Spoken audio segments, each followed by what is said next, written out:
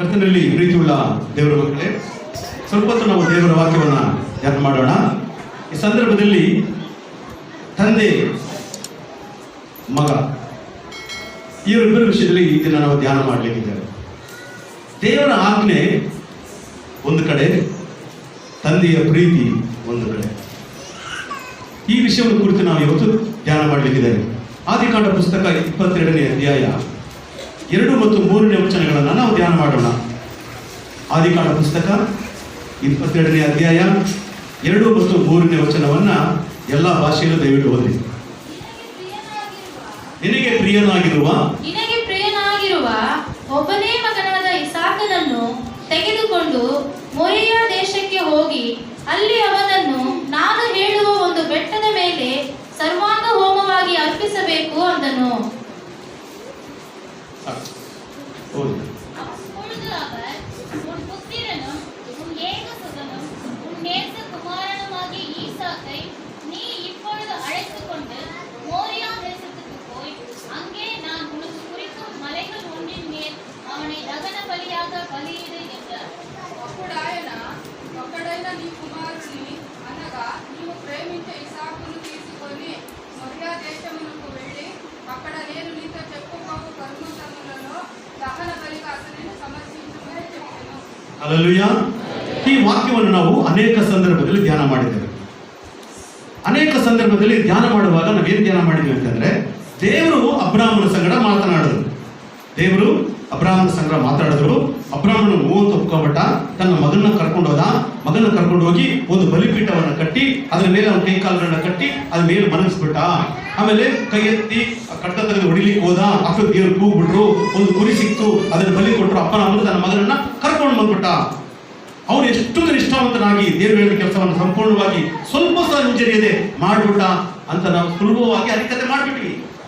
ಆದರೆ ಇದರ ಆಳವಾಗಿರ್ತಕ್ಕಂಥ ಸತ್ಯಾಂಶವನ್ನು ನಾವು ಯೋಚಿಸಿ ನೋಡುವಾಗ ಇದ್ರಲ್ಲಿ ನಡೆದಂತ ಅನೇಕ ಘಟನೆಗಳು, ಸತ್ಯಾಂಶಗಳನ್ನು ನಾವು ಈಗ ನಾವು ಕಲಿಯಲಿಕ್ಕಿದೆ. ಮೊದಲನೇದಾಗಿ ನೋಡುವಾಗ ದೇವರ ಅಬ್ರಾಮನಿಗೆ ಹೇಳ್ತಾರೆ, ಅಬ್ರಾಮನೇ, ನಿನ್ನ ಪ್ರಿಯ ಕುಮಾರನಾಗಿರ್ತಕ್ಕಂಥ, ನಿನ್ನ ಒಬ್ಬನೇ ಮಗನಾಗಿರ್ತಕ್ಕಂಥ, ಅವನು 2 ಮಕ್ಕಳಿದ್ದಾರೆ. ಒಂದು ದಾಸಿಯ ಮಗ, ಇನ್ನೊಬ್ಬ ಸಾರನ ಮಗ. ಇಸ್ಮಾಯಿಲ್ ಇದ್ದಾನೆ, ಇಸಾಕನು ಸಹ ಇದ್ದಾನೆ.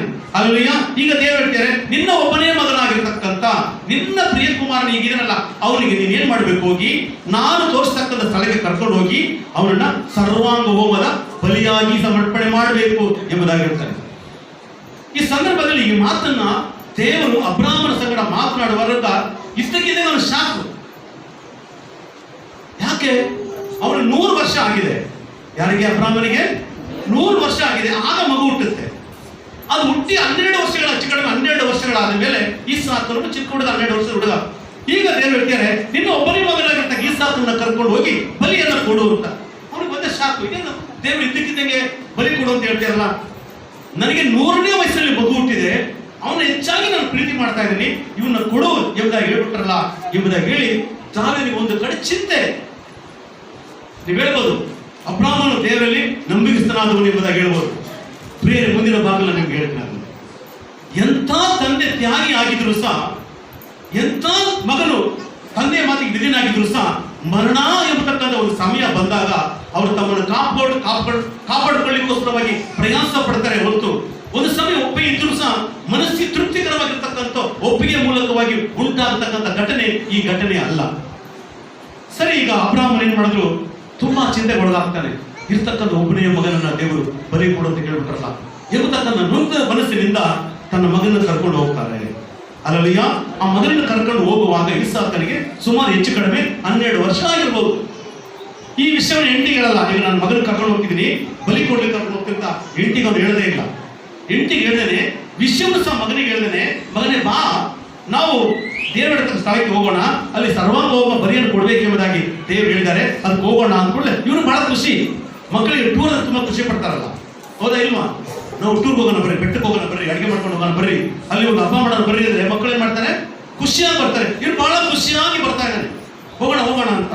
ಒಬ್ಬ ಸೇವಕರು ಕರ್ಕೊಂಡ, ಕಟ್ಟಿಗೆ ತಗೊಂಡ, ಒಂದು ಕತ್ತೆ ತಗೊಂಡ, ಕಟ್ಟಿಗೆ ಕಟ್ಟಿ ಕತ್ತೆ ಮೇಲೆ ಇಟ್ಟು ಮಗನ ಕೈ ಹಿಡ್ಕೊಂಡು ಈಗ ಸೇವಕರ ಜೊತೆ ಹೋಗ್ತಿದ್ದಾನೆ. ಮಗನಿಗೆ ಒಂದ್ ಕಡೆ ಖುಷಿನೋ ಖುಷಿ.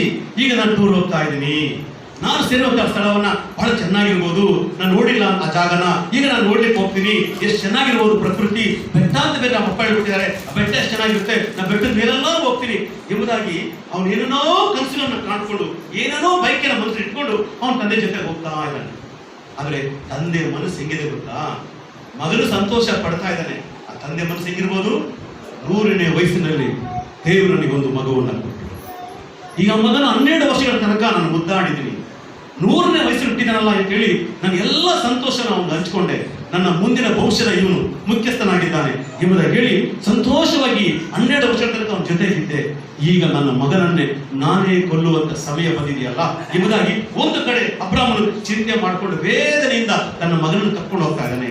ಆದ್ರೆ ಈಸಾಕನು ಕುಣಿತಾ ಕುಣಿತಾ ತಂದೆ ಜೊತೆ. Hallelujah, hallelujah. ಘಟನೆ ಮಗನಿಗೆ ಗೊತ್ತಿಲ್ಲ, ತಂದೆಗೆ ಮಾತ್ರ ಗೊತ್ತು. ಒಂದು ಸಮಯ ಈಸಾಕನು ತಂದೆನೇ ನೋಡಿರ್ಬೋದು, ತಂದೆ ಬಲಿ ಕೊಡ್ಲಿಕ್ಕೆ ಯಜ್ಞ ಸಮರ್ಪಣೆ ಮಾಡ್ಲಿಕ್ಕೆ ಹೋಗ್ಬೇಕಾಗಿತ್ತಲ್ಲ, ಯಾಕೆ ನನ್ನ ತಂದೆ ಬಹಳ ಬೇಜಾರಾಗಿದೆಯಲ್ಲ, ಮಕ್ಕಳ ಸಪ್ಪೆ ಆಗಿದೆಯಲ್ಲ ಅಂತ ಯೋಚನೆ ಮಾಡಿರ್ಬೋದು. ಆದ್ರೆ ಅವನ ಕಡೆ ಆ ಕಡೆ ಗಮನ ಕೊಟ್ಟಿರಲಿಲ್ಲ, ಯಾಕಂದ್ರೆ ಅವನಿಗೆ 12 ವಯಸ್ಸು. ಅಲ್ಲಯ್ಯ, ಅವ್ನು ಗೊತ್ತಿರೋದು ಒಂದೇ, ನಾನು ಟೂರ್ ಹೋಗ್ತೀನಿ. ಇವಾಗ ನೀವೆಲ್ಲ ಟೂರ್ ಹೋಗ್ತೀರಾ? ಗಂಡ ಹೆಂಡತಿ ಮಕ್ಕಳ ಟೂರ್ ಹೋಗ್ತೀರಾ?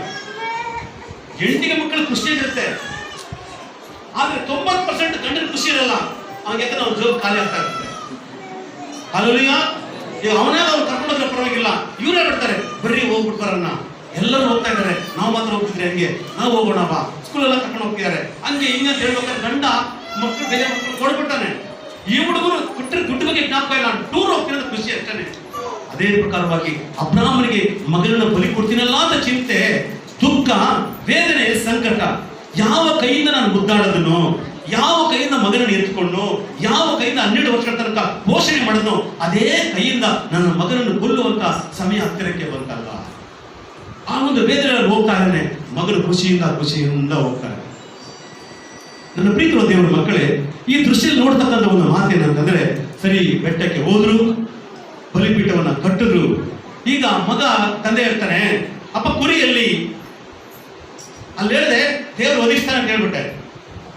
ಈಗ ನೋಡಲಿ ಕುರಿನೇ ಇಲ್ಲ, ಎಲ್ಲಿದೆ ಕುರಿ ಅಂತ ಕೇಳಿರ್ಬೋದು.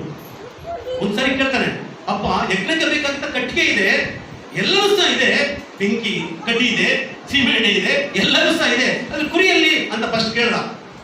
ಆಗ ಅಬ್ರಾಹ್ಮಣ ಹೇಳ್ತಾನೆ, ದೇವರು ಒದಗಿಸುವನು ಎಂಬುದಾಗಿ. ಸರಿ ಒದಗಿಸ್ತಾನೆ ಬಿಡು ಅಂತ ಹೋಗ್ಬಿಟ್ಟ. ಅಲ್ಲಿ ಈಗ ಎಲ್ಲ ಕಟ್ಟಿಗೆ ಜೋಡಿಸಾಯ್ತು, ಈಗ ಬೆಂಕಿ ಹಚ್ಚುವ ಸಮಯ ಹತ್ರಕ್ಕೆ ಬಂತು. ಈಗ ಅಪ್ಪ ಎಲ್ಲಿ ಇಲ್ಲ ಕುರಿ ಅಂದ್ರೆ ಎಲ್ಲಿ ಕುರಿ ಕಾಣ್ತಾನೆ ಇಲ್ವಲ್ಲ ಅಂತ ಹೇಳುವಾಗ ಅವ್ರು ಹೇಳ್ತಾನೆ, ನೀನೇ ಆ ಕುರಿ ಎಂಬುದಾಗಿ. 12 ವಯಸ್ಸು ಮಗ ನಾನೇ ಕುರಿನ ಅಂತ ಹೇಳ ಸಾಧ್ಯನಾ? ಎಷ್ಟು ಉದ್ರು ಓಡೋಗಿರ್ಲಿಕ್ಕೆ ಸಾಧ್ಯವಿಲ್ಲ. ನಾವು ನೆನೆಸ್ತೀವಿ, ಅಬ್ರಾಹ್ಮನು ಹೇಳಿದ ಕೂಡಲೇ ಈಸಾಕನು ಅದು ಒಪ್ಪಿಕೊಟ್ಟ. ಇಲ್ಲ, ಸಾಧ್ಯನೇ ಇಲ್ಲ. ಯಾಕೆ? ದಯವಿಟ್ಟು ವಾಕ್ಯ ಓದ್ಕೊಳ್ಳೋಣ. ಮಾರ್ಕನ ಸುವಾರ್ತೆ 14ನೇ ಅಧ್ಯಾಯ. ತರುವಾಯ ಅವರು ಗೆತ್ಸೆಮನೆ ಎಂಬ ತೋಟಕ್ಕೆ ಬಂದರು. ಗೆತ್ಸೆಮನೆ ಎಂಬತಕ್ಕಂಥ ತೋಟಕ್ಕೆ ಅವರು ಬಂದರು. ಆತನು ಆತನ ಶಿಷ್ಯರಿಗೆ ಇಲ್ಲೇ ಕೂತುಕೊಂಡಿರಿ, ನಾನು ಪ್ರಾರ್ಥನೆ ಮಾಡಿ ಬರುತ್ತೇನೆ ಎಂದು ಹೇಳಿ ಪೇತ್ರ, ಯಾಕೋಬ, ಯೋಹನರನ್ನು ಕರೆದುಕೊಂಡು ತನ್ನ ಜೊತೆಯಲ್ಲಿ ಕರಕೊಂಡು ಹೋಗಿ ಚೆನ್ನಾಗಿ ಗಮನಿಸ್ರಿ. ಈಗ ತನ್ನ ಜೊತೆಯಲ್ಲಿ ಕರಕೊಂಡು ಹೋಗಿ ಬೆಚ್ಚಿ ಬೆರಗಾಗಿ, ಆತನು ಬೆಚ್ಚಿ ಬೆರಗಾಗಿ. ಯಾರು? ಇನ್ನು ಸ್ವಲ್ಪ ಸಮಯ ಆದ ಮೇಲೆ ಯಾವ ಶಿಲುಬೆಯಲ್ಲಿ ಸಾಯಬೇಕಾಗಿದೆಯೋ ಆ ಯೇಸು ಸಂತೋಷವಾಗಿ ಆ ಒಂದು ಶಿಲುಬೆಯಲ್ಲಿ ಏರಲಿಕ್ಕೋಸ್ಕರವಾಗಿ ಸಿದ್ಧನಾಗ್ತಾ ಇಲ್ಲ. ವಾಕ್ಯದಲ್ಲಿ ಬರೆಯಲ್ಪಟ್ಟಿದೆ, ಏನು ಬರೆಯಲ್ಪಟ್ಟಿದೆ? ಆತನು ಬೆಚ್ಚಿ ಬೆರಗಾದನು ಎಂಬುದಾಗಿ.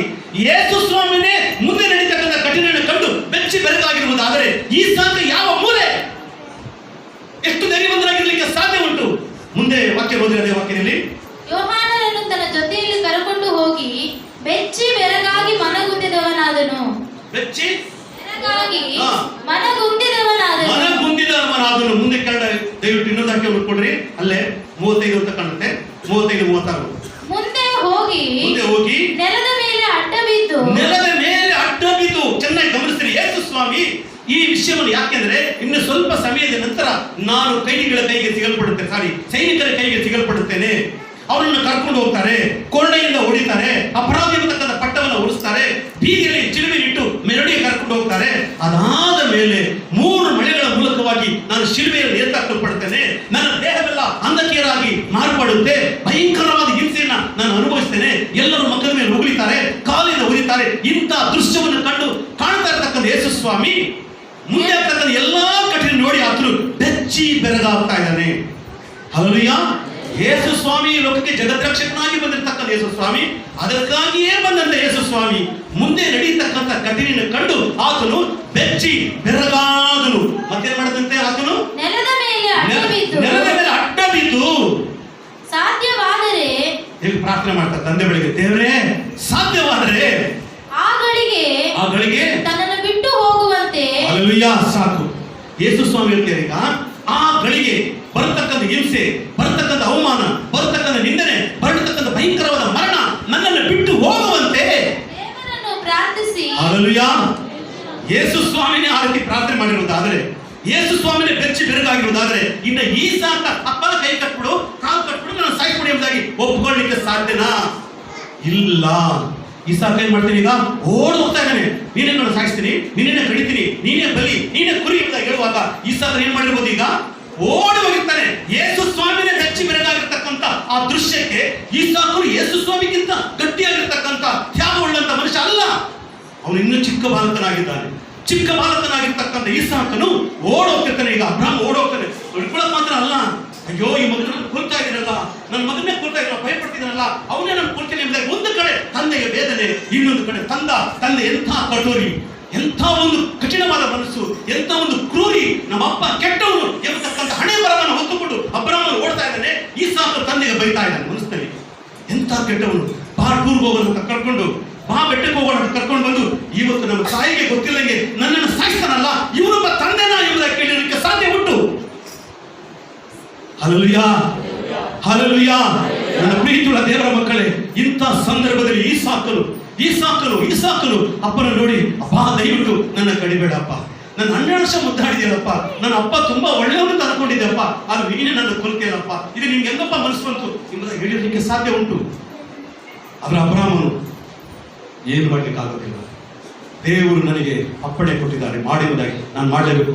ಆಗ ಈಸಾಕನು ಎಂತ ದೇವರಪ್ಪ, ಅವನೊಬ್ಬ ದೇವರ ಅಂತನೂ ಅಂತಲಿಕ್ಕೆ ಸಾಧ್ಯ ಉಂಟು. ಯಾಕಂದ್ರೆ ನೀವು ಅನೇಕ ಸಾರಿ ಅಂತಿರಲ್ಲ, ಕಷ್ಟ ಬಂದ್ಕೊಳ್ಳಿ, ಇಲ್ಲ ದೇವರು ಕೈ ಬಿಟ್ಬಿಟ್ಟ, ದೇವರು ಮರ್ತ್ಬಿಟ್ಟ, ನಮ್ಮನ್ನು ಬಿಟ್ಟು ಹೋಗ್ಬಿಟ್ಟ ಅಂತ ನೀವು ಹೇಳ್ತಿರಲ್ಲ ಅನೇಕ ಸಾರಿ. ಅದನ್ನೇ ಅವ್ರ ತಾಯಿ ಅವ್ನು ಹೇಳಿರ್ಬೇಕು, ಅವನೊಬ್ಬ ದೇವರ ನನ್ನನ್ನೇ ಕೊಂದಾಕು ಅಂತ ಹೇಳ್ತಾನಲ್ಲ. 3 ವಯಸ್ಸಾಗ ನಾನು ಹುಟ್ಟಿದೀನಿ, 12 ವರ್ಷ ತನಕ ನೀನು ಸಾಕಿದ್ಯಾ, ಮಗನೇ ಎಂಬುದಾಗಿ ಇಲ್ಲೆಲ್ಲ ಮುದ್ದಾಡಿದ್ಯಾ, ಎತ್ಕೊಂಡು ಓಡಾಡಿದ್ಯಾ, ಈಗ ಸಾಯಿ ಎಂಬುದಾಗಿ ಇಲ್ಲಿ ಕೊಲೆ ಮಾಡ್ಸಕ್ ಬಂದಿರಲ್ಲ, ಅವನೊಬ್ಬ ದೇವರ ಅಂತ ಅವನು ದೇವರ ಮೇಲೆ ಸಹ ಕೋಪ ಮಾಡ್ಕೊಂಡಿರ್ಲಿಕ್ಕೆ ಸಾಧ್ಯ ಉಂಟು. ಆದರೂ ಸಹ ಅಬ್ರಾಮನು 2 ಹೋರಾಟಗಳ ಮಧ್ಯದಲ್ಲಿ ಅವನು ಹೋಗಿ ಹಿಡ್ಕೊಂಡು ಬಂದು ಕೈಕಾಲನ್ನು ಕಟ್ಟುವಾಗ ಅವನು ಎಷ್ಟೆಲ್ಲ ಕಷ್ಟಪಟ್ಟಿರ್ಲಿಕ್ಕೆ ಸಾಧ್ಯ ಉಂಟು. ಹಲ್ಲೆಲೂಯಾ. ನೋಡಿ, ಕುರಿನ ಕೊಯ್ಬೇಕಾದ್ರೆ ನೋಡಿ, ಕುರಿನ ಕತ್ತಿನ ಇಲ್ಲಿ ಇಟ್ಟಿದ ತಕ್ಷಣ, ಸ್ವಲ್ಪ ಕೊಯ್ದ ತಕ್ಷಣ ಆ ಕೈಕಾಲು ಹೆಂಗೆಲ್ಲ ಒದ್ದಾಡುತ್ತೆ ನೋಡ್ರಿ. ಆತರ ಅವನ ಕೈಕಾಲನ್ನ ಕಟ್ಟಬೇಕಾರೆ, ಅಪ್ಪ ಬೇಡಪ್ಪ, ಅಪ್ಪ ಬೇಡಪ್ಪ, ಅಪ್ಪ ಬಿಟ್ಬಿಡಪ್ಪ, ನನ್ನ ಬಿಟ್ಬಿಡಪ್ಪ, ನಾನು ಕುರಿ ತಂದು ಕೊಡ್ತೀನಿ ಅಪ್ಪ ಬೇಕಾರೆ, ಅಪ್ಪ ನನ್ನ ಬಿಟ್ಬಿಡಪ್ಪ ಎಂಬುದಾಗಿ ಸಾಕಷ್ಟು ಕೂಗಾಡಲಿಕ್ಕೆ ಸಾಧ್ಯ ಉಂಟು. ಹಲ್ಲೆಲೂಯಾ. ಹಲ್ಲೆಲೂಯಾ. ಆದರೂ ಸಹ ಅಬ್ರಾಮನು ಒಂದು ಕಡೆ ವೇದನೆ, ಒಂದು ಕಡೆ ನನ್ನ ಮಗನನ್ನೇ ನಾನು ಕೊಂದಾಗ್ತೀನಲ್ಲ, ನನ್ನ ಮಗನನ್ನೇ ನಾನು ಕೊಲೆ ಮಾಡ್ತಾ ಇದ್ದೀನಲ್ಲ, ನನ್ನ ಮಗನನ್ನೇ ಬಲಿ ಕೊಡ್ತಾ ಇದ್ದೀನಲ್ಲ ಅಂತಕ್ಕಂಥ ಒಂದು ಕಡೆ ಇನ್ನೊಂದು ಹೋರಾಟ, ಒಂದು ಕಡೆ ದುಃಖ, ಇನ್ನೊಂದು ಕಡೆ ಅವಮಾನ, ನಮ್ಮಪ್ಪ ಕೆಟ್ಟವನು ಅಂತ. ಸರಿ, ಅವರನ್ನು ಮಲಗಿಸಿ ಬಲಿಪೀಠದ ಮೇಲೆ ಇಟ್ಟು ವೇದನೆಯಿಂದ ಕಣ್ಣನ್ನು ಮುಚ್ಕೊಂಡಿರ್ಬೋದು, ನಾನು ನೋಡ್ಲಿಕ್ಕಾಗೋದಿಲ್ಲ ಎಂಬುದಾಗಿ. ಕೆಲವು ದಿನಗಳಿಂದ ನಾನು ಸಹೋದರ ವೆಂಕಟೇಶ್ ಮಾತಾಡ್ತಿರೋ ವೇಳೆಯಲ್ಲಿ, ಅಪ್ಪ ನಾವು ಕುರಿ ಸಾಕಿದ್ವಿ, ಒಂದು ಕುರಿ ಇದ್ದರೆ ಸತ್ತೋಗ್ಬಿಟ್ಟು, ಇನ್ನೊಂದು ಕುರಿ ಆಕ್ಸಿಡೆಂಟ್ ಆಗ್ಬಿಟ್ಟು, ಅದನ್ನ ನಾವೆಲ್ಲ ಭಾಗ ಹಾಕೊಂಡು ತಿನ್ಬೇಕಾದ್ರೆ ನಾನು ತಿನ್ನಕ್ಕೆ ಮನಸ್ಸು ಬಂದಿಲ್ಲಪ್ಪ ಅಂತ ಹೇಳಿದ. ನಾನೇ ಕುರಿ ಸಾಕಿದ್ದು, ನಾನೇ ಕುರಿ ಸಾಕಿದ್ದೆ, 200 ರೂಪಾಯಿ 800 ರೂಪಾಯಿ ಕೆಜಿ. ಈಗ ನಾವೇ ಸಾಕಿದ್ದು ಅದನ್ನ, ಅದು ಸತ್ತೋಗ್ಬಿಡ್ತು, ನಾವು ಭಾಗ ಮಾಡಿ ಹಂಚಿ ಎಲ್ಲರೂ ಕೊಟ್ವಿ, ಆದ್ರೆ ನನಗೆ ತಿನ್ನಕ್ಕೆ ನನಗೆ ಮನಸ್ಸು ಬಂದಿಲ್ಲ. ಅಯ್ಯ, ಒಂದು ಕುರಿ ನೀವು ಹುಲ್ಕೊಟ್ಟು ಸಾಕಿರ್ತಕ್ಕಂಥ ಕುರಿ ಸತ್ತ ಮೇಲೆ, ಕೊಯ್ದ ಮೇಲೆ ನಿಮ್ಗೆ ತಿನ್ನಕ್ಕೆ ಮನಸ್ಸು ಬಂದಿಲ್ಲ ಅಂತ ಅಂದ್ಮೇಲೆ, ಒಬ್ಬ ತಂದೆ ಒಂದು ಮಗುವನ್ನು ಕೊಲ್ಲಿಕ್ಕೆ ಹೆಂಗಯ್ಯ ಮನಸ್ಸು ಬಂದಿರ್ಲಿಕ್ಕೆ ಸಾಧ್ಯ ಉಂಟು. ಹಲ್ಲೆಲೂಯಾ. ತುಂಬಾ ಒಂದು ವೇದನೆ, ಕೈ ಎತ್ತಾ ಇದ್ದಾನೆ, ಕಟ್ಟದ ಕೈ ಮೇಲೆ ಬರ್ತಾ ಇದೆ. ತನ್ನ ಮಗನಿಗೆ ಎದುರಾಗಿ ಕಟ್ಟುವನ್ನ ಚಾಚುವಾಗ ಒಂದು ಶಬ್ದ ಬರ್ತಾ ಇದೆ, ಅಬ್ರಾಮನೇ ನಿಲ್ಲು ಎಂದು. ಹಲ್ಲೆಲೂಯಾ. ಅಬ್ರಾಮನೇ ನಿಲ್ಲು ಎಂಬತಕ್ಕಂಥ ಒಂದು ಶಬ್ದ ಬರ್ತಾ ಇದೆ. ಕೂಡಲೇ ಅವನು ಏನ್ ಮಾಡ್ತಾನೆ, ಕಟ್ಕೊಂಡು ನಿಲ್ಲಿಸ್ತಾನೆ, ತನ್ನ ಮಗನ ಕೈಕಾಲಿರ್ತಕ್ಕಂಥ ಬಂದರೆಗಳಿಂದ ಮಗನ ಬಿಡಿಸ್ತಾನೆ. ಅವ್ರು ಯಾವಾಗ ಬಿಡಿಸ್ತಾರೋ ಅಂತ ಅವ್ನ ಮಗ ಕಾಯ್ತಿರ್ತಾನೆ. ಅವ್ನು ಬೇಗ ಬಿಚ್ಚು ಅಂತ ನಾನು ಯೋಚಿಸ್ತಾನೆ. ಬಿಚ್ಚಿದ ತಕ್ಷಣ ಅವ್ರ ಅಪ್ಪನ ಬಿಟ್ಟು ಓಡೋಗಿರ್ಬೇಕು ಅಂತ ಕಾಣುತ್ತೆ. ಅವನು ದೂರ ಓಡೋಗಿರ್ಬೇಕು ಅಂತ ಕಾಣುತ್ತೆ. ಕೂಡಲೇ ಒಂದು ಕುರಿಯನ್ನು ತಗೊಂಬಂದು ಅದನ್ನು ಕಡಿದು ದೇವರಿಗೆ ಬಲಿಯನ್ನು ಕೊಡ್ತಾರೆ. ಹಲ್ಲೆಲೂಯಾ. ಅದನ್ನು ಆಶೀರ್ವಾದ ಕಂಡಿರಬಹುದು. ಆದರೆ ಈಸಾಕನಿಗೆ ಆ ಬೇಡಿಯಿಂದ ಬಿಚ್ಚಿದ ಕೂಡಲೇ, ಆ ಬಂಧನದಿಂದ ಬಿಡಿಸಿದ ಕೂಡಲೇ ಅವನಿಗೆ ಉಂಟಾದಂತ ಸಂತೋಷಕ್ಕಿಂತಲೂ ಭಯವು ಜಾಸ್ತಿ ಆಗಿದೆ. ನಮ್ಮಪ್ಪ ಎಂಥ ಕಠಿಣವಾಗಿರ್ತಕ್ಕಂಥ ವ್ಯಕ್ತಿ, ನಮ್ಮ ತಾಯಿಗೂ ಸಹ ಇರಲಿಲ್ಲ, ನನಗೂ ಸಹ ಇರಲಿಲ್ಲ, ಯಾರಿಗೂ ಗೊತ್ತಿಲ್ಲದಂಗೆ ತಗೊಂಡ್ಬಿಟ್ಟಲ್ಲ. ನೀವು ಬಹಳ ಪ್ರೀತಿ ಮಾಡ್ತೀನಿ, ಪ್ರೀತಿ ಮಾತಾಡ್ತಲ್ಲ, ಇದೇನಾ ಪ್ರೀತಿ? ಅಪ್ಪ ನಿನ್ನ ಕಂಡ್ರೆ ನಂಗೆ ತುಂಬಾ ಪ್ರೀತಿ ಕೊಡೋ ಮಗನೇ ಅಂತ ಹೇಳಿದ್ರಲ್ಲ, ಇದಾ ನಿಜವಾದ ಪ್ರೀತಿ ಎಂಬುದಾಗಿ ಅಪ್ಪ ನೋಡಿದಾಗ ಹಿಂಗೆ ಇರ್ತಾರೆ. ಅನೇಕ ಸಂದರ್ಭದಲ್ಲಿ ನೋಡ್ರಿ, ನಿಮ್ಮ ಮಕ್ಕಳನ್ನ ಚೆನ್ನಾಗಿ ಹೊಡೆದ್ಬಿಡ್ರಿ, ಸಿಟ್ಟು ಚೆನ್ನಾಗಿ ಹೊಡೆದ್ಬಿಡ್ರಿ. ನೀವು ಹೊಡೆದ ತಕ್ಷಣ ಮತ್ತೆ ಮಕ್ಕಳೇನು ತಪ್ಪು ಮಾಡ್ತಾರೆ. ಆ ಟೈಮಿಗೆ ನೀವು ಬರ್ತೀರಾ, ಹೊಡೆದ ತಕ್ಷಣ ಮಕ್ಕಳು ಏನ್ ಮಾಡ್ತಾರೆ? ಭಯ ಪಡ್ತಾರೆ. ಒಂದ್ಸರಿ ನಮ್ಮ ತಬಿತಾ ಅಂದ್ಬಿಟ್ಟು ಮಕ್ಕಳು ಚೆನ್ನಾಗಿ ಹೊಡ್ಬಿಟ್ಟು, ಒಂದ್ಸರಿ ಗುಂಡ ಏನಲ್ಲ ಏನೋ ತಪ್ಪು ಮಾಡ್ಬಿಟ್ಟು ಹೇಳಿ ಹೊಡೆದ್ಬಿಟ್ಟು. ಸರಿ ಒಂದ್ಸರಿ ಏನಾಗ್ಬಿಡ್ತು, ಸ್ವಲ್ಪ ದಿವಸ ಆದ್ಮೇಲೆ ಅವಳೇನೋ ತಪ್ಪು ಮಾಡ್ಬಿಟ್ಟು, ಈಗ ಅವ್ರಮ್ಮನ ಗೊತ್ತಾಗ್ಬಿಡ್ತು, ಹೊಡಿತಾ ಅಂತ ಗೊತ್ತಾಗ್ಬಿಡ್ತು. ಇವಳೇನ್ ಮಾಡಿದ್ರೆ ನಮ್ಮ ಮನೆ ಮೆಟ್ಲಿಗೆ ಇದೆಯಲ್ಲ, ಮೆಟ್ಲು ಸಂದ್ರೆ ಔಷಧ ಎಷ್ಟೊತ್ತಾದ್ರೂ ಬಂದಿಲ್ಲ, ಊರೆಲ್ಲ ಹುಡುಕ್ತಾಳೆ, ಆದ್ರೂ ಸಹ ಸಂಧಿ ಬಿಟ್ಟು ಹೊರಗಡೆ ಬಂದೇ ಇಲ್ಲ. ಅಯ್ಯೋ ಪಕ್ಕದ ಮನೆಗೆ ಹೋಗ್ರಿ, ಆ ಬೀದಿಲಿ ಹೋಗ್ರಿ, ಈ ಬೀದಿ ಹೋಗಿ ಎಲ್ಲಾ ಕಡೆ ಹುಡುಕ್ಬಿಟ್ರು, ಇಲ್ಲ ಅವಳು ನನಗೂ ಗಾಬರಿ ಆಗ್ಬಿಟ್ಟು, ನನಗೂ ಸಹ ಚಿಂತೆ ಆಗ್ಬಿಟ್ಟು ಎಲ್ಲಿ ಹೋಗಿರ್ಬೇಕು ಅಂತ. ಎಲ್ಲ ನಿಮ್ ತಗೊಂಡ್ರ ನಾ ಕರ್ಕೊಂಡು ಹೋಗಿಲ್ಲ, ಇಲ್ಲಿ ಅಂತ ಇವಳು ತುಂಬಾ ಗಾಬರಿ ಆಗೋದು, ಅಳಕ್ ಶುರು ಮಾಡ್ಬಿಟ್ಟು, ಒಂದ್ ಕಡೆ ಅಜ್ಜಿ ಹೇಳಕ್ಕೆ, ಒಂದ್ ಕಡೆ ಅವ್ರ ತಾಯಿ ಹೇಳಕ್ಕೆ. ಹಲ್ಲೆಲೂಯಾ. ಒಳ್ಳೆ ಕತ್ಯಾರು ಬಂದಿಲ್ಲ ಅವರು, ಅಲ್ಲಿ ಸೆಟ್ಟು ಮಮ್ಮ ಹೊಡಿತಾರೆ ಅಂತ. ಆಮೇಲೆ ನಿಧಾನಕ್ಕೆ ಬರ್ತಾಳೆ, ಅಲ್ಲಿ ಚಿರ್ಲಿಗೆಲ್ಲ ಬಂದಿರ್ಬೇಕು ಅಂತ ಕಾಣುತ್ತೆ, ಅದು ನಿಧಾನ ಬೇಡ. ಹಲ್ಲೆಲೂಯಾ. ನೋಡಿ, ಒಂದು ಸಾರಿ ಹೊಡೆದಿರ್ತಕ್ಕಂಥ ಭಯ, ಮಕ್ಕಳು ಯಾವ ರೀತಿ ತಪ್ಪು ಮಾಡಿದಾಗ ಅವ್ರು ನೋಡಿದ ತಕ್ಷಣ ಭಯ ಉಂಟಾಗುತ್ತೋ ಅದೇ ಪ್ರಕಾರವಾಗಿ ಈಸಾಕನಿಗೆ ಅಪ್ಪ ನೋಡಿದ ತಕ್ಷಣ ಒಂದು ಭಯ ಆಗುತ್ತೆ, ಅಪ್ಪ ನೋಡಿದ ತಕ್ಷಣ ಒಂದು ಭಯ ಆಗುತ್ತೆ. ಸರಿ, ಕುರಿಯನ್ನ ಕಟ್ ಮಾಡಿದ್ರು, ಬಲಿಬೀಡ ಕೊಟ್ಟರು, ತನ್ನ ಮಗನ ಕರ್ಕೊಂಡು ಸೇವಕರು ಕರ್ಕೊಂಡು ಮನೆಗೆ ಬರ್ತಾ ಇದ್ರು. ಈ ಸಂದರ್ಭದಲ್ಲಿ ಬರುವಾಗ ಈಸಾಕನು ಸಂತೋಷವಾಗಿ ತಂದೆ ಜೊತೆ ಬಂದ, ಆದ್ರೆ ಬರುವಂತ ಸಂದರ್ಭದಲ್ಲಿ ಅಬ್ರಾಮನು ಬಹಳ ದುಃಖದಲ್ಲಿ ಬರ್ತಾ ಇದ್ದ. ಹಲ್ಲೆಲೂಯಾ. ಅಬ್ರಾಮನು ಮನೆಯಿಂದ ಬರುವಾಗ ಈಸಾಕನು ಕುಣಿತಾ ಸಂತೋಷವಾಗಿ ಹಂಗ್ ನೋಡ್ಕೊಂಡು ಹಿಂಗ್ ನೋಡ್ಕೊಂಡು ಬರ್ತಾ ಇದ್ದ. ಈಗ ಅಬ್ರಾಮನು ಆ ಸಂದರ್ಭದಲ್ಲಿ ದುಃಖವುಳ್ಳವನಾಗಿ ಬರ್ತಾ ಇದ್ದಾನೆ, ನನ್ನ ಮಗನನ್ನು ಬಲಿ ಕೊಡ್ಲಿಕ್ಕೆ ನಾನು ಹೋಗ್ತಾ ಇದ್ದೀನಿ ಎಂಬುದಾಗಿ. ಈಗ ಎಲ್ಲವನ್ನು ಮುಗಿಸಿ ಮನೆಗೆ ಹೋಗ್ತಾ ಇದ್ದಾನೆ. ಹೋಗುವಂತ ಸಂದರ್ಭದಲ್ಲಿ ಅಬ್ರಾಮನು ಸಂತೋಷವುಳ್ಳವನಾಗಿ ಮನೆಗೆ ಹೋಗ್ತಾನೆ. ಆದ್ರೆ ಈಸಾಕನು ಮಾತ್ರ ವಿತರಣೆ ಮಾಡ್ತಾ ಇಲ್ಲ. ಅವ್ನು ನೋಡ್ತಾನೆ, ಹಿಂಗ್ ನೋಡ್ತಾನೆ, ಅಪ್ಪ ನೋಡ್ತಾನೆ, ಹಿಂಗ್ ನೋಡ್ತಾನೆ. ಇದಕ್ಕೆ ಆಗ್ತಾ ಇದೆ. ಯಾಕೆ? ಒಂದು ಸಮಯ ನೀನು ನಿದ್ರೆ ಮಾಡ್ಬಿಟ್ರೆ ನಮ್ಮಪ್ಪ ಕೊಚ್ಚಾಕ್ಬಿಟ್ರೆ ನನ್ನ ಭಯ, ಒಂದು ಕಡೆ ಭಯ. ನೋಡ್ತಾನೆ ಇದಕ್ಕಾಗುತ್ತೆ, ನಾನು ಯಾವಾಗ ಮನೆ ಸೇರ್ತೀನಿ ಅಂತಕ್ಕಂಥ ಒಂದು ಭಯಂಕರವಾದ ಭಯ. ನಾನು ಯಾವಾಗ ನಮ್ಮ ತಾಯಿಯ ವಿಷಯ ಹೇಳ್ಬೇಕು, ಎಂಬುದಾಗಿ ಅವನಿಗೊಂದು ಚಿಂತೆ ಆಗ್ತಿದೆ. ಅಬ್ರಾಮನು ನಿಶ್ಚಿಂತೆಯಿಂದ ಸದ್ಯಕ್ಕೆ ನಮ್ಮ ದೇವರು ಒಂದು ಕುರಿಯನ್ನು ಕೊಟ್ಟು ಬಲಿ ಕೊಟ್ಬಿಟ್ಟೆ, ನನ್ನ ದೇವರನ್ನು ಆಶೀರ್ವಾದ ಮಾಡಿದೆ ಅಂತ ಹೇಳಿ ಇವನು ನಾನು ಬಿಟ್ಟವನು ಮನೆ ತಕ್ಕ ಒಳ್ಳೆ ನಿದ್ರೆ ಮಾಡ್ಕೊಂಡು ಇವನು ಬರ್ತಾ ಇದ್ದಾನೆ. ಹೋಗುವಾಗ ಈಸಾಕನು ನಿದ್ರೆ, ಬರುವಾಗ ಅಬ್ರಾಮನ ನಿದ್ದೆ. ಹೋಗುವಾಗ ಅಬ್ರಾಮನ ಚಿಂತೆ, ಬರುವಾಗ ಈಸಾಕನಿಗೆ ಚಿಂತೆ. ಎಲ್ಲ ಜೋರಾಗಿ ಚಪ್ಪಳತ್ತೆ. ಕಾಲವು ಬದಲಾವಣೆಗಳಾಗುತ್ತೆ, ಆದ್ರೆ ನಿನ್ನ ದೇವರು ಬದಲಾಗದ ದೇವರಾಗಿದ್ದಾನೆ. ಹಲ್ಲೆಲೂಯಾ. ವಾಕ್ಯದಲ್ಲಿ ನೋಡ್ತೇವೆ, ಆದಿಕಾಂಡ 22ನೇ 19ನೇ ವಚನವೇ. ತರುವಾಯ ಅಬ್ರಾಮನು ತನ್ನ ಸೇವಕರೊಂದಿಗೆ ತಿರುಗಿ ಬಂದನು. ಅವರು ಹೊರಟು ಅವರ ಜೊತೆಯಲ್ಲಿ ಬೆರ್ಷೆಬಕ್ಕೆ ಸಾಕು. ಈಗ ಅಬ್ರಾಮನು ತನ್ನ ಮಗನ ಕಂಡು ಬೆರ್ಷೆಬಕ್ಕೆ ಬಂದ್ಬಿಟ್ಟ. ಹಲ್ಲೆಲೂಯಾ. ಹೆಣ್ಮಕ್ಳು ಚೆನ್ನಾಗಿ ಗಮನಿಸ್ರಿ. ಬೆರ್ಷೆಬಕ್ಕೆ ಅಬ್ರಾಮನು ತನ್ನ ಮಗನ ಜೊತೆಗೆ ಸೇವಕರ ಜೊತೆಗೆ ಮನೆಗೆ ಬಂದು ಸೇರ್ಬಿಟ್ಟ.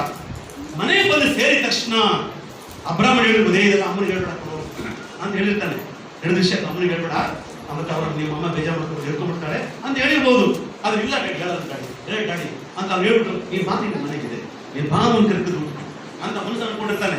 ಬಾಯಲ್ಲಿ ನಾನು ಹೇಳೋದು ನಾನು ಸೊಲ್ಲೆ ಮಾಟೆ, ಅಂದ್ರೆ ಮತ್ತೆ ಕಟ್ಬಿಟ್ರೆ ಕಷ್ಟ. ನಾನು ಸೊಲ್ಲವೇ ಮಾಟೆ. ನೀವು ನಾಟಕ ಆಡ್ತೀರಿ, ಇಲ್ಲಿ ಬಂದ ಒಂದು ನಾಟಕ ಒಳ್ಳೆ ಒಂದು ನಾಟಕ ಆಗ್ತಿಲ್ಲ, ಆದ್ರೆ ಅವನು ನಾಟಕ ಆಡ್ತಾ ಇದ್ದಾನೆ. ಏನ ನಾ ಚೊಲ್ಲ ಮಾಟೆ ಅಂತ ಅಲ್ಲಿ ಹೇಳ್ತೇನೆ, ನೀವು ಊಟಕ್ಕೆ ಮಾಡಿ ಒಂದು ತಿರ್ತದೆ ಅಂತ ಒಳಗಡೆ ಕೊಡ್ತೇನೆ. ಹಲ್ಲೆಲೂಯಾ. ಸರಿ, ಬೆರ್ಷೆಬಕ್ಕೆ ಬಂದ್ರು. ಬೆರ್ಷೆಬದಲ್ಲಿ ಹೆಂಡತಿದ್ದಾಳೆ. ಅಬ್ರಾಮನು ಸೇವಕರೆಲ್ಲ ಮನೆಗೆ ಕರ್ಕೊಂಡ್ಬಿಟ್ರು. ಸ್ವಲ್ಪ ಆಗಿದ ತಕ್ಷಣ ಈಸಾಕನು ತಾಯಿ ಬಳಿಗೆ ಎಲ್ಲಾ ವಿಷಯವನ್ನು ಹೇಳಿರ್ಲಿಕ್ಕೆ ಸಾಧ್ಯವಿಲ್ಲ. ಸತ್ಯವೇದದಲ್ಲಿ ಬರೆಯಲ್ಪಟ್ಟಿದೆ. ಈ ವಿಷಯವನ್ನು ಕೇಳಿದ ಕೂಡಲೇ ತಂದೆ ಇಂಥ ಒಂದು ಕೆಟ್ಟ ಮನುಷ್ಯ ಅಂತ ಗೊತ್ತಾದ ಮೇಲೆ, ಗಂಡನ ಇಂಥ ಒಂದು ಕೆಲಸಕ್ಕೆ ದುಡುಕ್ಬಿಟ್ಟಲ್ಲ ಎಂಬುದಾಗಿ ಹೇಳಿ, ಹೆಂಡತಿ ತನ್ನ ಮಗನನ್ನ ಕರ್ಕೊಂಡು ಸಾರಳು ತನ್ನ ಮಗನಾಗಿರ್ತಕ್ಕ ಇಸಾಕನ್ನು ಕರ್ಕೊಂಡು ಎಲ್ಲಿ ಹೋಗ್ತಾಳೆ ಗೊತ್ತಾ? ಹೆಬ್ರೋನಿಗೆ ಹೋಗ್ತಾಳೆ. ವಾಕ್ಯ ಓದ್ಕೊಂಡ್ರೆ ದಯವಿಟ್ಟು 23ನೇ ಅಧ್ಯಾಯ 1ನೇ ವಚನ. ಸಾರಳ ಜೀವಮಾನ ಕಾಲವು 127 ವರ್ಷ. ಇಷ್ಟು ವರ್ಷ ಬದುಕಿದ ಮೇಲೆ ಆಕೆ ಕಾನಾ ದೇಶದಲ್ಲಿರುವ ಹೆಬ್ರೋನ್ ಎಂಬ ಕಿರಿಯ ತರ್ಪದಲ್ಲಿ ಸತ್ತಳು. ಹಲ್ಲೆಲೂಯಾ. ಅವರು ಯಾವಾಗ ಇಸಾಕನು ಅಬ್ರಾಮನು ಸೇವಕನು ಅವ್ರ ಮನೆಗೆ ಕೃಷಿಯಾಗಿ ಬಂದ್ರು, ಯಾವಾಗ ಇಸಾಕನು ತನ್ನ ತಾಯಿಯಾಗಿರ್ತಕ್ಕಂಥ ಸಾರಳಿಗೆ ಹೇಳಿದ್ರು, ಕೂಡಲೇ ಅವ್ರು ಏನ್ ಮಾಡ್ತಾರೆ, ಇಂಥವರ ಮನೆಯಲ್ಲಿ ನಾವಿರಬಾರದು, ಇಂತಹ ಕುಲಗಡಕನ ಮನೆಯಲ್ಲಿ ನಾವಿರಬಾರದು ಎಂಬುದಾಗಿ ಹೇಳಿ ತಾಯಿ ಸಿಟ್ಟು ಮಾಡಿಕೊಂಡು ಮಗನ ಕರ್ಕೊಂಡು ಎಲ್ಲಿ ಹೋಗ್ಬಿಡ್ತಾಳೆ? ಹೆಬ್ರೋನಿಗೆ ಹೋಗ್ಬಿಡ್ತಾಳೆ. Hallelujah, hallelujah, hallelujah. ಅನೇಕ ವರ್ಷಗಳ ತನಕ ಅಬ್ರಾಮನು ಒಂಟಿಯಾಗಿ ಬೆರ್ಷಾದಲ್ಲಿರ್ತಾನೆ. ಅನೇಕ ವರ್ಷಗಳ ತನಕ, ಸುಮಾರು ಹೆಚ್ಚು ಕಡಿಮೆ 20 ವರ್ಷಗಳ ತನಕ. ಹಲ್ಲೆಲೂಯಾ. ಹೆಚ್ಚು ಕಡಿಮೆ 20 ವರ್ಷಗಳ ತನಕ, ಸುಮಾರು ಹೆಚ್ಚು ಕಡಿಮೆ 20 ವರ್ಷಗಳ ತನಕ ಗಂಡ ಹೆಂಡತಿ ಒಬ್ಬರನ್ನೊಬ್ಬರು ಬಿಟ್ಟು ದೂರವಾಗಿರ್ತಾರೆ. ಹಲ್ಲೆಲೂಯಾ. ಆ ಸಂದರ್ಭದಲ್ಲಿ ಅಬ್ರಾಮನು ಒಂಟಿಯಾಗಿದ್ದಾನೆ. ಸಾರಳು ತನ್ನ ಮಗನ ಜೊತೆಗೆ ಅಲ್ಲಿದ್ದಾಳೆ. ಈಗ ಅಬ್ರಾಮನಿಗೆ ಮಗನ ಬಗ್ಗೆ ಚಿಂತೆ ಆಗುತ್ತೆ. ತಾಯಿ ಮಗ ಅಲ್ಲಿದ್ದಾರೆ, ಇವ್ರು ಹಿಂಗೆ ಬಿಟ್ಟರೆ ಆಗೋದಿಲ್ಲ, ಹಿಂಗಾರ ಮಾಡಿ ಅವ್ರಿಗೆ ಒಂದು ಮದುವೆ ಮಾಡಬೇಕು ಎಂಬುದಾಗಿ ಹೇಳಿ ಅವನು ಇಲ್ಲಿ ಇದ್ದುಕೊಂಡೇ ತನ್ನ ಮಗನಿಗೋಸ್ಕರ ಒಂದು ಮದುವೆ ಸಿದ್ಧತೆಯನ್ನ ಅವನು ಮಾಡ್ತಾನೆ. ಆಗ ತನ್ನ ಸೇವಕರು ಕರೀತಾನೆ, ಕರೆದು ಹೇಳ್ತಾನೆ, ಹೋಗಿ ನನ್ನ ಮಗನಿಗೆ ಒಂದು ಹೆಣ್ಣನ್ನು ಹುಡ್ಕೊಂಡು ಬಾ ಎಂಬುದಾಗಿ. ಸರಿ, ಹೆಣ್ಣನ್ನು ಹುಡುಕ್ಲಿಕ್ಕೋಸ್ಕರವಾಗಿ ಕೆಲವು ಕಾನೂನುಗಳಿದೆ. ಆ ಕಾನೂನಿನ ಪ್ರಕಾರವಾಗಿ ಅವ್ರು ಹೆಣ್ಣು ಹುಡುಕ್ಲಿಕ್ಕೆ ಹೋಗ್ತಾನೆ. ಸರಿ, ಅವ್ರು ಹೋಗ್ತಾಳೆ. ಅವನು ರೆಬೆಕ್ಕಳು ಎಂಬತಕ್ಕಂಥ ಒಂದು ಹೆಂಡತಿ ಸಿಗ್ತಾಳೆ. ಸಿಕ್ಕಿದ ತಕ್ಷಣ ಈಸಾಕನು ಒಂದು ದೂರ ನೋಡ್ತಾನೆ, ಅವಳು ಅಲ್ಲಿಂದ ನೋಡ್ತಾಳೆ, ಈ ಸೇವಕರು ಬಂದು ಹೇಳ್ತಾನೆ. ಇದೆಲ್ಲ ಗೊತ್ತಿರೋ ಸ್ಟೋರಿನೇ ನಿಮಗೆ. ಅದಾದ ಮೇಲೆ ಅವರಿಬ್ಬರು ಒಬ್ಬರನ್ನೊಬ್ಬರು ಕೂಡ್ಕೊಳ್ತಾರೆ, ಮದುವೆ ಆಗಕ್ಕೆ ಇಷ್ಟಪಡ್ತಾರೆ. ಆಗ ಸತ್ಯದಲ್ಲಿ ನೋಡ್ತೇವೆ, ಇಸ್ರೇಲ್ ದೇಶದ ಪದ್ಧತಿಯ ಪ್ರಕಾರವಾಗಿ ಮದುವೆ ಆದ ಮೇಲೆ ತಂದೆ ಇರುವ ಜಾಗಕ್ಕೆ ಬರಬೇಕಾದದ್ದು ಇಸ್ರಾಯೇಲ್ಯರ ಪದ್ಧತಿ. ಮದುವೆ ಆದ್ಮೇಲೆ ತಂದೆ ಮನೆಗೆ ಬರಬೇಕೆಂಬುದಾಗಿ, ಅಂದ್ರೆ ಹುಡುಗನ ತಂದೆ ಮನೆಗೆ ಬರಬೇಕು, ತಾಯಿ ಮನೆ ಯಾರು ಹೇಳೋದಿಲ್ಲ, ತಂದೆ ಮನೆಗೆ ಬರಬೇಕೆಂಬುದಾಗಿ ಪದ್ಧತಿ ಇದೆ.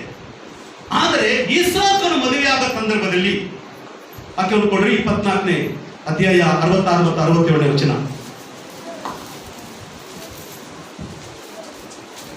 ಆ ಸೇವಕನು ತಾನು ಮಾಡಿದ ಕಾರ್ಯಗಳನ್ನೆಲ್ಲ ಈಸಾಕನಿಗೆ ತಿಳಿಸಿದ ನಂತರ ಈಸಾಕನು ಆಕೆಯನ್ನು ತಾಯಿಯಾದ ಸಾರಾಳ ಗುಡಾರಕ್ಕೆ ಕರೆದುಕೊಂಡು ಹೋದನು. ಅವನು ಸಾರಾಳ ಗುಡಾರಕ್ಕೆ ಕರೆದುಕೊಂಡು ಹೋಗುವಾಗ ತಾಯಿ ಇಲ್ಲ, ಸತ್ತೋಗಿದ್ದಾಳೆ. ಹಲ್ಲೆಲೂಯಾ. ನೋಡಿ, ತಾಯಿ ಸತ್ರು ಸಹ ಈಸಾಕನು ತಂದೆ ಮನೆಗೆ ಹೋಗಿಲ್ಲ. ಯಾಕೆ? ಒಂದು ಭಯ ಅವನಿಗೆ. ಏನಂತ? ನಮ್ಮಪ್ಪ ಇವಾಗ ಏನಾದ್ರು ಮಾಡ್ಬೋದು ಅಂತ. ಹಲ್ಲೆಲೂಯಾ. ಸಾರಳ ಸತ್ತೋಗಿದ್ದಾಳೆ, ಇವನು ಒಂಟಿಯಾಗಿದ್ದಾನೆ, ಅಬ್ರಾಮನು ಸಹ ಒಂಟಿಯಾಗಿದ್ದಾನೆ. ಈಗಿರುವ ಸಂದರ್ಭದಲ್ಲಿ ಅಬ್ರಾಮನಿಗೆ ತನ್ನ ಮಗನ ಮೇಲೆ ಚಿಂತೆ ಬರುತ್ತೆ, ನನ್ನ ಮಗನ ಮದುವೆ ಮಾಡ್ಬೇಕು, ಅವನು ಒಂಟಿಯಾಗಿದ್ದಾನೆ. ಸರಿ, ಸೇವಕನ ಕಳಿಸ್ತಾನೆ, ಅವನು ಹೋಗಿ ಹೆಣ್ಣು ನೋಡ್ತಾನೆ, ಅವ್ನು ಸರಿ ಸಿದ್ಧ ರೆಡಿ ಆಗುತ್ತೆ. ಸರಿ, ಇಷ್ಟಪಡ್ತಾನೆ. ಇಷ್ಟಪಟ್ಟ ಮೇಲೆ ಅವನು ಏನ್ ಮಾಡ್ತಾನೆ, ತನ್ನ ತಾಯಿಯಾಗಿರ್ತಕ್ಕ ಸಾರಳ ಗುಡಾರಕ್ಕೆ ಅವನು ಕರೆಕೊಂಡು ಹೋದನು. ಮುಂದಕ್ಕೆ ಈ ರೀತಿಯಾಗಿ ಅವನು ರೆಬೆಕ್ಕಳನ್ನು ವರಿಸಿದನು, ಆಕೆ ಅವನ ಹೆಂಡತಿಯಾದಳು. ಅವನು ಆಕೆಯನ್ನು ಪ್ರೀತಿಸಿ ತನ್ನ ತಾಯಿ ಸತ್ತ ದುಃಖವನ್ನು ಶಮನ ಮಾಡಿಕೊಂಡನು. ಹಲ್ಲೆಲೂಯಾ. ತಾಯಿ ಸತ್ತ ದುಃಖವನ್ನು ಶಮನ ಮಾಡಿಕೊಳ್ಳಿಕ್ಕೋಸ್ಕರವಾಗಿ ಅವನು ಏನ್ ಮಾಡ್ದ ಅಂದ್ರೆ, ತಾಯಿ ಸತ್ತಂತ ವಿಷಯದಲ್ಲಿ ಅವನು ಬಹಳ ದುಃಖದಲ್ಲಿ ಒಂಟಿಯಾಗಿದ್ದ. ಈಗ ಹೆಂಡತಿ ಬಂದ ಕೂಡಲೇ ಆ ದುಃಖವನ್ನು ಮರೀಲಿಕ್ಕೋಸ್ಕರವಾಗಿ ಒಂದು ಒಳ್ಳೆಯ ಅವಕಾಶವಾಯಿತು. ಆದ್ರೆ ಈಗ ಮದುವೆ ಆಗುವ ಸಂದರ್ಭದಲ್ಲಿ ತಾಯಿನೂ ಸಹ ಇಲ್ಲ, ಮದುವೆ ಮಾಡೋ ತಂದೆ ಇದ್ರು ಸಹ ತಂದೆ ಮದುವೆಗೆ ಹೋಗಿಲ್ಲ. ಮದುವೆ ಆದ ಮೇಲೆ ಅವನು ತಂದೆ ಮನೆಗೂ ಸಹ ಬಂದಿಲ್ಲ. ಅವನು ಮದುವೆ ಆದ ಮೇಲೆ ತಾಯಿ ಸತ್ತಂತ ಆ ಒಂದು ಗ್ರಾಮಕ್ಕೆ, ಆ ಒಂದು ಊರಿಗೆ, ಅವರಿಗೆ ಹೆಬ್ರೋನ್ ಇರತಕ್ಕಂಥ ಒಂದು ತಾಯಿ ವಾಸ ಮಾಡಿದಂತ ಗುಡಾರಕ್ಕೆ ಹೆಂಡತಿ ಕರ್ಕೊಂಡು ಹೋಗ್ಬಿಡ್ತಾನೆ. Hallelujah, hallelujah. ನನ್ನ ಪ್ರೀತಿಯುಳ್ಳ ದೇವರ ಮಕ್ಕಳು, ಯಾಕೆ ಒಂದು ಸಮಯ ಈಸಾಕನು ತಂದೆ ಮಾಡಿದ ಒಳ್ಳೆ ಕೆಲಸನೇ, ದೇವರು ಕೊಟ್ಟ ಆಜ್ಞೆಯನ್ನ ಅವನು ಪರಿಪಾಲನೆ ಮಾಡಿದಾನೆ ಎಂಬತಕ್ಕಂಥ ಯೋಚನೆ ಅವನಿಗೆ ಇದ್ದಿದ್ರೆ ಅವನು ತಾಯಿನ ಕರ್ಕೊಂಡು ಬೇರೆ ಹೋಗ್ತಿರ್ಲಿಲ್ಲ. ಅಬ್ರಾಮನು ಮಾಡತಕ್ಕಂಥ ಕೆಲಸ ಒಳ್ಳೆ ಕೆಲಸನೇ, ಅವನು ದೇವರ ಚಿತ್ತ ನೆರವೇರಿಸಿದ್ದಾನೆ, ನಾವು ಅದು ಕಟ್ಟಿಯಾಗಿರಬಾರದು ಎಂಬುದಾಗಿ ಹೇಳಿ ಸಾರಳು ಅವಳ ಜೊತೆಗೆ ಇರ್ಬೋದಾಗಿತ್ತು. ಅದ್ರ ಸಾರಳು ಏನ್ ಮಾಡ್ತಾಳೆ, ಕೋಪ ಮಾಡಿಕೊಡ್ತಾಳೆ. ಅಂದ್ರೆ ಗಂಡನ ಚಿತ್ತಕ್ಕೆ ಇವರಿಬ್ರು ಸಹ ಸಹಕಾರ ಮಾಡಲಿಲ್ಲ ಎಂಬುದಾಗಿ ನನಗೆ ಗೊತ್ತಾಗುತ್ತೆ. ಹಲ್ಲೆಲೂಯಾ. ತನ್ನ ಗಂಡನು ದೇವರ ಸಂಗಡ ಮಾತನಾಡಿದ್ದಾನೆ, ದೇವರ ಕೆಲಸವನ್ನು ಮಾಡಿದ್ದಾನೆ, ಅದಕ್ಕೆ ನನ್ನ ಗಂಡನು ದೇವರಿಗೆ ಭಯಭಕ್ತಿ ಉಳ್ಳವನಾಗಿದ್ದಾನೆ, ಆದ್ರಿಂದ ನಾವು ಸಹಕರಿಸಬೇಕು ಎಂಬತಕ್ಕಂಥ ಆಲೋಚನೆಯನ್ನು ಮಾಡದೆ ವಿಷಯವನ್ನು ಕೇಳಿದ ಕೂಡಲೇ ತನ್ನ ಮಗನನ್ನು ಕರ್ಕೊಂಡು ಅವಳು ಏನ್ ಮಾಡಿದ್ಲು, ಬೇರ್ಷೆಬವನ್ನು ಬಿಟ್ಟು ಹೆಬ್ರೋನಿಗೆ ಹೋಗ್ಬಿಟ್ಲು. ಹೋಗಿ ಸತ್ತೋದವಳು. ಇವನು ಮಣ್ಣು ಮಾಡ್ಬಿಟ್ಟು ಬಂದ, ಅದ್ರ ಮಗನ ಕರ್ಕೊಂಡು ಬರ್ಲಿಲ್ಲ. ಹಲ್ಲೆಲೂಯಾ. ವಾಕ್ಯ ಹೋದ್ರಿ 23ನೇ ವಚನ. ಸಾರಳ ಜೀವಮಾನ ಕಾಲವು 127 ವರ್ಷ. ಇಷ್ಟು ವರ್ಷ ಬದುಕಿದ ಮೇಲೆ ಆಕೆ ಕಾನಾನ್ ದೇಶದಲ್ಲಿರುವ ಹೆಬ್ರೋನ್ ಎಂಬ ಕಿರಿಯತ್ ಅರ್ಮದಲ್ಲಿ ಸತ್ತಳು. ಹಲ್ಲೆಲೂಯಾ. ಅವಳು ಅಲ್ಲೇ ಸತ್ತೋಗ್ಬಿಟ್ಲು. ಸಾಯೋ ಟೈಮ್ ಸಹ ಗಂಡ ಮನೆಗೆ ಹೋಗಿಲ್ಲ ಅವಳು. ಅಂದ್ರೆ ಅವಳು ಎಷ್ಟು ಸಿಟ್ಟು ಬಂದಿರ್ಬೇಕು ಲೆಕ್ಕ ಹಾಕ್ರಿ, ಎಷ್ಟು ಸಿಟ್ಟಿರ್ಬೇಕು ಲೆಕ್ಕ. ನಾವು ಕಥೆ ಓದ್ತೀವಿ, ಅಬ್ರಾಮನಿಗೆ ದೇವರು ದರ್ಶನ ಕೊಟ್ಟರು, ಮಗನ ಕರ್ಕೊಂಡು ಬಲಿ ಕೊಡೋದಂದ್ರು, ಅವ್ನು ಬಲಿ ಕೊಡ್ಲಿಕ್ಕೆ ಹೋದ, ದೇವರು ತಡೆದ್ರು, ಅವನಿಗೆ ಬಿಡಿಸಿದ್ರು. ನಾನು ನಿನ್ನ ಆಶೀರ್ವಿಸುವನು, ನೀನು ಯಾರನ್ನ ಆಶೀರ್ವಾದ ಮಾಡ್ತೀಯೋ ಅವ್ರನ್ನ ನಾನು ಆಶೀರ್ವಾದ ಮಾಡ್ತೀನಿ ಎಂಬುದಾಗಿ ಹೇಳಿದ್ರು ಅಂತಕ್ಕಂಥ ವಿಷಯ ಮಾತ್ರ ನಮ್ಗೆ ಗೊತ್ತಿರುತ್ತೆ. ಆದ್ರೆ ಅದ್ರ ಮಧ್ಯದಲ್ಲಿ ನಡೆದಂತ ಘಟನೆ ನಮ್ಗೇನು ಸಹ ಗೊತ್ತಿಲ್ಲ. ಹಲ್ಲೆಲೂಯಾ. ಈಗ ಅನೇಕ ಯೋಚನೆ ಮಾಡ್ತಾರೆ ಈಗ. ಹಲ್ಲೆಲೂಯಾ. ಅಂತ ಸಾರಳೇ ಗಂಡನ ಮೇಲೆ ಜಗಳ ಆಡ್ಕೊಂಡು ಊರ್ಬಿಟ್ಟು ಓಡೋಗಿರ್ಬೇಕಾದ್ರೆ ನಾನು ಯಾಕೆ ಹೋಗ್ಬಾರ್ದು?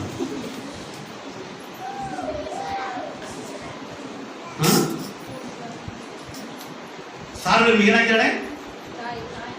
ಸಾಯನೇ ನಾ ಮಾಡಿರ್ಬೇಕಾರೆ ಈ ನಾಯಿ ಬೇರೆ. ಹಲ್ಲೆಲೂಯಾ. ಒಂದು ಮಾತ್ರ ತಿಳ್ಕೊಡ್ರಿ, ನಿನಗೆ ಆಶ್ರಯ ಗಂಡ. ಹಂಗಂತ ಕೂಡ ಗಂಡ ಏನ್ ಬೇಕಾದ್ರೂ ಮಾಡ್ಬೋದು ಅಂತ ಅಲ್ಲ, ಅವ್ನು ನೆಟ್ಟಿಗಿರ್ಬೇಕು, ಅವರು ನೆಟ್ಟಿಗಿರ್ಬೇಕು. ಅದೇ ದಾಂಪತ್ಯ ಜೀವನ ಅಂತ ಅಂದ್ರೆ ಗಂಡ ಹೆಂಡತಿಯರ ಮಧ್ಯೆ ಸಾರಸ್ಯಕರವಾಗಿರ್ತಕ್ಕಂಥ ಒಂದು ಘಟನೆ ಏನಂದ್ರೆ ದೇವರಲ್ಲಿ ಭಯಭಕ್ತಿ ಉಳ್ಳವರಾಗಿರ್ತಕ್ಕಂಥದ್ದು, ಒಬ್ಬರನ್ನ ಒಬ್ಬರು ಸರಿಯಾಗಿ ಅರ್ಥ ಮಾಡಿಕೊಳ್ತಕ್ಕಂಥದ್ದು. ಸರಿಯಾದ ರೀತಿಯಲ್ಲಿ ಒಬ್ಬರನ್ನೊಬ್ಬರು ಅರ್ಥ ಮಾಡಿಕೊಳ್ಳದೆ ನಾನು ಮಾಡಿದ್ದೇ ಸರಿ, ನೀನ್ ಮಾಡಿದ್ದೇ ಸರಿ ಇಲ್ಲ, ನಾನು ಮಾಡಿದ್ದೇ ಸರಿ, ನೀನ್ ಮಾಡಿದ್ದೆ ಸರಿ ಇಲ್ಲ ಎಂಬುದಾಗಿ ಭಿನ್ನಾಭಿಪ್ರಾಯ ಉಂಟಾಗುವಾಗ ಕುಟುಂಬಗಳು ಏನಾಗುತ್ತೆ, ಒಡೆಯಲ್ಪಡುತ್ತೆ. ಕೊಟ್ಟಂತ ಆಶೀರ್ವಾದಗಳು ನಮ್ಮಿಂದ ತೆಗೆಯಲ್ಪಡುತ್ತೆ. ಇಲ್ಲ ನೋಡ್ತೇವೆ, ಸಾರಳು ಕೋಪ ಮಾಡಿಕೊಂಡು ತನ್ನ ಮಗನನ್ನು ಕರ್ಕೊಂಡು ಅಡಪ ಇಲ್ಲ ಮನುಷ್ಯನ ಕೂಡ ಪಟ್ಟೆ ಮನುಷ್ಯ ಕೂಡ ನಾವು ಆಡೋದೋಡ ಅಂತ ಸಾಲದ ಮೇಲೆ ಪಟ್ನೆಯಿಂದ ಬರಲ್ಲ ಪಾಪ ಇಲ್ಲ. ಹಲ್ಲೆಲೂಯಾ. ಸರಿ, ಈಗ ಮದುವೆ ಆಯ್ತು. ಮದುವೆ ಆದ್ಮೇಲೆ ನೀವು ಬರ್ಬೋದಾಗಿತ್ತಪ್ಪ, ಆಗಿದ್ದಾಗ ಹೋಯ್ತು.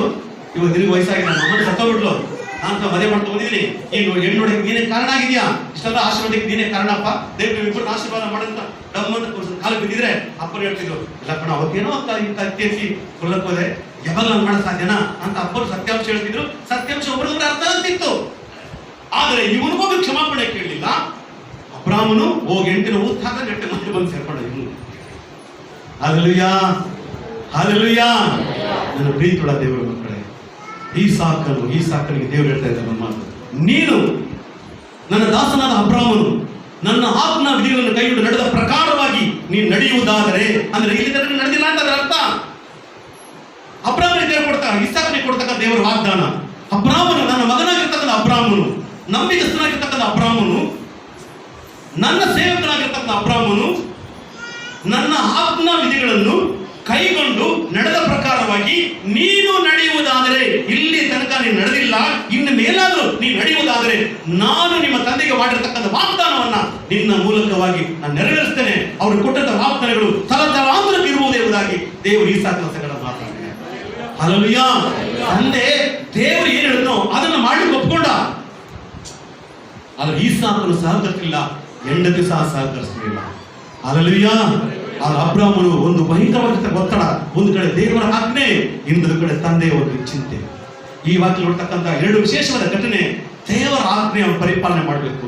ಈಗ ತಂದೆ ಒಂದು ಮಗನ ಹೆಂಗ್ ನಡ್ಕೋಬೇಕು, ಒಂದು ಭಯಂಕರವಾಗಿರ್ತಕ್ಕಂಥ ಇಕ್ಕಟ್ಟಾದಂತ ಪರಿಸ್ಥಿತಿ. ಹಲ್ಲೆಲೂಯಾ. ಸರಿ, ಈಗ ನಾವು ನೋಡಿದ್ವಿ, ಇದಾಯ್ತು. ಇಸಾಕನ ದೇವರ ಆಶೀರ್ವಾದ ಮಾಡಿದ್ರು, ಅವನ ಸಂತತಿ ಬಿಡ್ತಾ ಇದೆ, ನಾವೆಲ್ಲ ಅಲ್ಲಿದ್ದೀವಿ. ಆದ್ರೆ ಇನ್ನೊಬ್ಬ ತಂದೆ ಮಗನ ನಿಮ್ಗೆ ಪರಿಚಯ ಮಾಡ್ಕೊಡ್ತೀನಿ. ಆ ತಂದೆ ಮಗ ಯಾರು ಅಂದ್ರೆ, ಹಲ್ಲೆಲೂಯಾ, ದಯವಿಟ್ಟು ವಾಕ್ಯವನ್ನು ತೆಗೆದು ಓದಿ. ಲೂಕನು ಬರೆದ ಸುವಾರ್ತೆ 3ನೇ ಅಧ್ಯಾಯ 22ನೇ ವಚನ.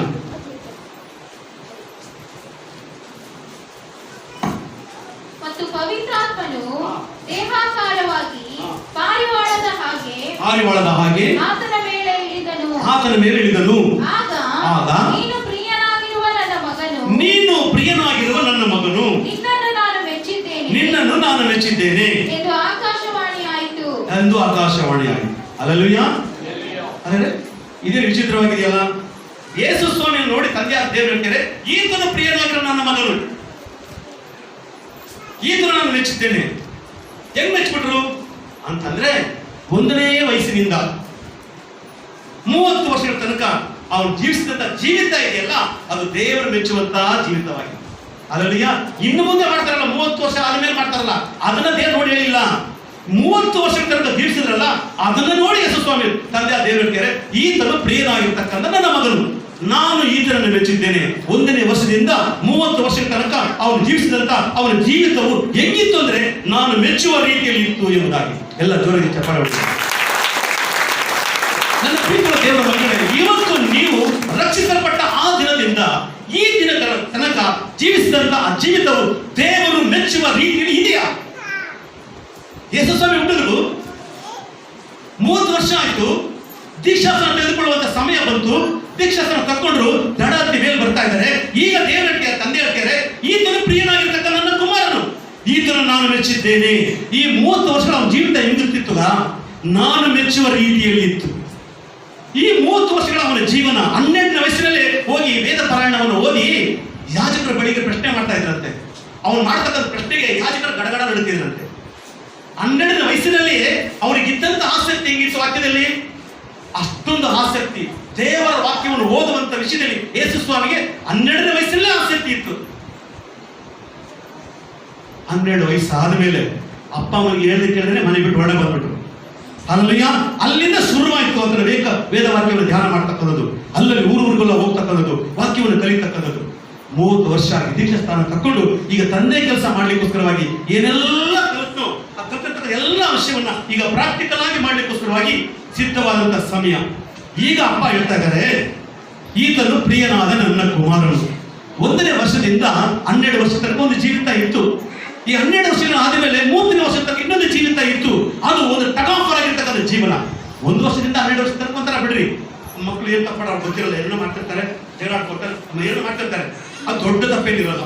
ಅಲ್ಲೂಯ್ಯ, ಅದು 12 ವಯಸ್ಸು ಆದ್ಮೇಲೆ 30ನೇ ವಯಸ್ಸಿನ ತನಕ ಇರುತ್ತಿಲ್ಲ, ಅದಕ್ಕೆ ಗೊತ್ತು ಇದು ತಪ್ಪು ತಪ್ಪು ತಪ್ಪು ಅಂತ ಗೊತ್ತು. ಸುಳ್ಳು ಹೇಳಬಾರ್ದು ಅಂತ ಗೊತ್ತು, ಅದು ತಪ್ಪು ಅಂತಲೂ ಗೊತ್ತು. ಮೋಸ ಮಾಡೋದು ತಪ್ಪು ಅಂತ ಗೊತ್ತು, ಅದು ಮಾಡಬಾರ್ದು ಅಂತಲೂ ಗೊತ್ತು. ಅಲ್ಲೂಯ್ಯ, ಆದ್ರೂ ಸಹ ಮಾಡ್ತೀವಿ, ತಪ್ಪು ಅಂತ ಗೊತ್ತಿದ್ದು ನಾವು ಮಾಡ್ತೀವಿ. ಅದೇ 12 ವಯಸ್ಸಿಂದ 30 ವಯಸ್ಸಿನ ತನಕ ಮುಂದಕ್ಕೆ ಬಿಡ್ರಿ, ಈಗ 30 ಸಾಯ ತನಕ ಮಾಡ್ತಿರ್ತಾರೆ. ಅಲ್ಲೂಯ್ಯ, ಆದ್ರೆ ಆ 12 ವಯಸ್ಸಿನಿಂದ 30ನೇ ವಯಸ್ಸಿನ ತನಕ ಯೇಸು ಸ್ವಾಮಿ ಜೀವಿಸಿದಂತ ಜೀವಿತವನ್ನ ಕಂಡು ತಂದೆಯಾದ ದೇವರು ಹೇಳ್ತಾರೆ, ಈತನು ಪ್ರಿಯನಾಗಿರ್ತಕ್ಕ ನನ್ನ ಕುಮಾರನು. 12ನೇ ವಯಸ್ಸಿನಿಂದ ಯಾವಾಗ ಅವರಿಗೆ ಜ್ಞಾನ ಬಂತು, ಯಾವಾಗ ಆತನಿಗೆ ಒಂದು ಇದು ಯವನ ಪ್ರಾಯ ಪ್ರಾರಂಭ ಆಯಿತು, ಆದ್ದರಿಂದ ಈ 30ನೇ ವಯಸ್ಸಿನ ತನಕ ಆದ್ರೆ ಏನ್ ಮಾಡಿದ ಗೊತ್ತಾ, ನಾನು ಮೆಚ್ಚುವ ರೀತಿಯಲ್ಲಿ ಅವನು ನಡ್ಕೊಂಡಿದ್ದಾನೆ. ಇಸ್ರೇಲ್ ದೇಶದಲ್ಲಿ ಒಂದು ಪದ್ಧತಿ ಇದೆ. ಏನು ಪದ್ಧತಿ ಅಂದ್ರೆ, ಹೆಣ್ಣು ಮಕ್ಕಳು 11 ವಯಸ್ಸಿಗೆ ಬಂದ್ರೆ ಸಾಕು, ಅವರು ಹಳೆ ಒಡಂಬಡಿಕೆಯನ್ನ ಬಂದಿರ್ತಾರಲ್ಲ ಅದನ್ನ ಅವ್ರು ಕಂಠಪಾಠ ಮಾಡಬೇಕು. ದಿನ ಅವ್ರು ಧ್ಯಾನ ಮಾಡಬೇಕು, ದಿನಕ್ಕೆ 3 ಸಾರಿ ಅವ್ರು ಧ್ಯಾನ ಮಾಡಬೇಕು. ಗಂಡು ಮಕ್ಕಳು 12 ವಯಸ್ಸಾಗಿದ್ದ ತಕ್ಷಣ ದೇವರ ವಾಕ್ಯವನ್ನ ಚೆನ್ನಾಗಿ ಓದಬೇಕು. ಪೇಪರ್ ಬಂದಿರಲ್ಲ, ಈ ತರ ಪ್ರಿಂಟೆಡ್ ಅಲ್ಲ, ಕೆತ್ತಿರ್ತಕ್ಕಂಥದ್ದು, ಓಲೆ ಮೇಲೆ ಎಲೆಗಳ ಮೇಲೆ ಬಂದಿರ್ತಕ್ಕಂಥದ್ದು, ಕಲ್ಲುಗಳ ಮೇಲೆ ಕೆತ್ತಿರ್ತಕ್ಕಂಥದ್ದು. ಇದನ್ನ ನಾವು ಬಾಯಪಾಠ ಮಾಡಬೇಕು, ಧ್ಯಾನ ಮಾಡಬೇಕು. ಯಾವಾಗ ಇಸ್ರೇಲ್ ದೇಶದಲ್ಲಿ 12 ವಯಸ್ಸಿಗೆ ಗಂಡು ಮಕ್ಕಳು, 11 ವಯಸ್ಸಿಗೆ ಹೆಣ್ಣು ಮಕ್ಕಳು ಈ ರೀತಿ ಆಧ್ಯಾತ್ಮಿಕ ವಿಷಯದಲ್ಲಿ ಹೆಚ್ಚಿನ ಆಸಕ್ತಿ ಕೊಡಬೇಕು ಅಂತಕ್ಕಂಥದ್ದೇ ಆ ದೇಶದ ಪದ್ಧತಿ. ಆ ದೇಶದ ಪದ್ಧತಿಯ ಪ್ರಕಾರವಾಗಿ ಯೇಸು ಸ್ವಾಮಿ 12ನೇ ವಯಸ್ಸಿನಿಂದ ಹಿಡಿದು 30ನೇ ವಯಸ್ಸಿನ ದೀಕ್ಷಾಸ್ಥಾನ ತೆಗೆದುಕೊಳ್ಳುವ ತನಕ ದೇವರ ವಾಕ್ಯವನ್ನ ಚೆನ್ನಾಗಿ ಕಲಿಯಲಿಕ್ಕೆ ಪ್ರಾರಂಭ ಮಾಡಿದ, ಆಸಕ್ತಿಯಿಂದ ಪ್ರಾರಂಭ ಮಾಡಿದ. ಅದೇ ಪ್ರಕಾರವಾಗಿ ಯೇಸು ಸ್ವಾಮಿ ಜೀವಿಸಿದ. ಅದಕ್ಕಾಗಿ ತಂದೆಯಾದ ದೇವರು ಹೇಳ್ತಾ ಇದ್ದಾರೆ, ಈತನು ನನಗೆ ಪ್ರಿಯ ಕುಮಾರನಾಗಿದ್ದಾನೆ, ಈತನು ನಾನು ಮೆಚ್ಚಿದ್ದೇನೆ ಎಂಬುದಾಗಿ. ಹಲ್ಲೆಲೂಯ. ನೀನ್ ಮೆಚ್ಚಿಬಿಟ್ಟೆ ಪ್ರಿಯ ಕುಮಾರನ ಅಂತ ಹೇಳ್ಬಿಟ್ಟು ಯಾತಕ್ಕೆ ನೀನು ಕಳಿಸ್ಕೊಟ್ಟ ಪ್ರಶ್ನೆ ಮಾಡಿದ್ರೆ ಅವನ ಸಾಯಿಸಕ್ಕೆ ಅಂತ ದೇವರು ಹೇಳ್ತಾರೆ. ಹಲ್ಲೆಲೂಯ. ಅಬ್ರಾಮ ಇಸಾಕನ್ನ ಸಾಯಿಸ್ಲಿಕ್ಕೆ ಕರ್ಕೊಂಡು ಹೋದ, ಈ ಅಪ್ಪ ಹುಟ್ಟೋಕ್ಕಿಂತ ಮುಂಚೆ ಸಾಯ್ಲಿಕ್ಕಷ್ಟೇ ಕಳಿಸ್ಕೊಟ್ಬಿಟ್ಟ. ಹಲ್ಲೆಲೂಯ. ಇದು ಏಸಪ್ಪನಿಗೂ ಸಾಕು, ಏಸಪ್ಪನಿಗೂ ಸಹ ಇದು ವಿಷಯ ಗೊತ್ತು, ವಿಷಯ ಗೊತ್ತು. ವಾಕ್ಯ ಓದ್ಕೊಳ್ಳೋಣ. ಯೋಹನ 1:29. ಮರುದಿನ ಯೋಹಾನನು ತನ್ನ ಕಡೆಗೆ ಬರುವ ಯೇಸುವನ್ನು ನೋಡಿ, ಅಗೋ ಎತ್ತಕ್ಕೆ ದೇವರು ನೇಮಿಸಿದ ಕುರಿ, ಲೋಕದ ಪಾಪವನ್ನು ನಿವಾರಣೆ ಮಾಡುವವನು. ಹಲ್ಲೆಲೂಯ. ಯಾರ ಮಾತಿದು?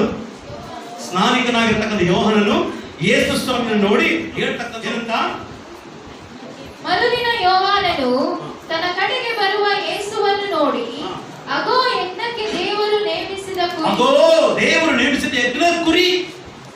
ಲೋಕದ ಸಾಕು. ದೇವರು ನೇಮಿಸಿದ ಯಜ್ಞದ ಕುರಿ ಅಂದ್ರೆ ಇವತ್ತು ನಿಮ್ಮೆಲ್ಲರ ಪಾಪಗಳಿಗೋಸ್ಕರವಾಗಿ ಸಾಯಕ್ಕೆ ಬರ್ತಾ ಇರ್ತಕ್ಕಂಥವನೇ ಅವನು. ಒಂದು ಸಮಯ ನಿಮ್ಮ ಕಣ್ಣಿನ ಮುಂದೆ ನಿಮ್ಮ ಮಕ್ಕಳು ಬರ್ತಾ ಇರ್ತಾರೆ,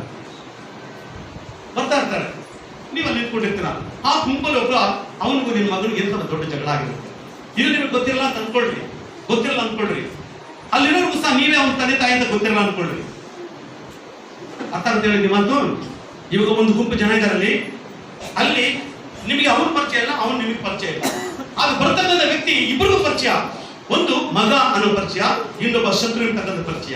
ಈಗ ಒಬ್ಬ ಹೇಳ್ತಾನೆ, ಅದು ಬರ್ತಿರಲ್ಲ ಅವನು ಕಡಿಬೇಕು ಈಗ ಅಂತಾನೆ. ಅವನು ಏನ್ ಮಾಡ್ಬೇಕೀಗ?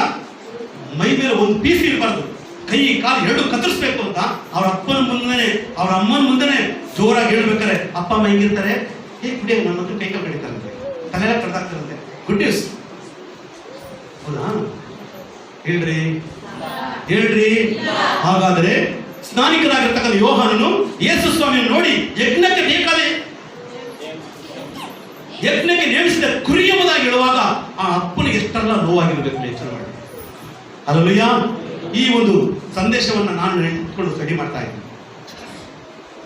ಸ್ಟಡಿ ಮಾಡ್ಬೇಕಾದ್ರೆ ಇದನ್ನು ಓದ್ತಾ ನಾವು ಹಳೆ ಸ್ಟಾರ್ಟ್ ಮಾಡ್ಬಿಟ್ಟು ಮೆಸೇಜ್ ಪ್ರಿಪೇರ್ ಮಾಡ್ತಾ ಇದ್ವಿ.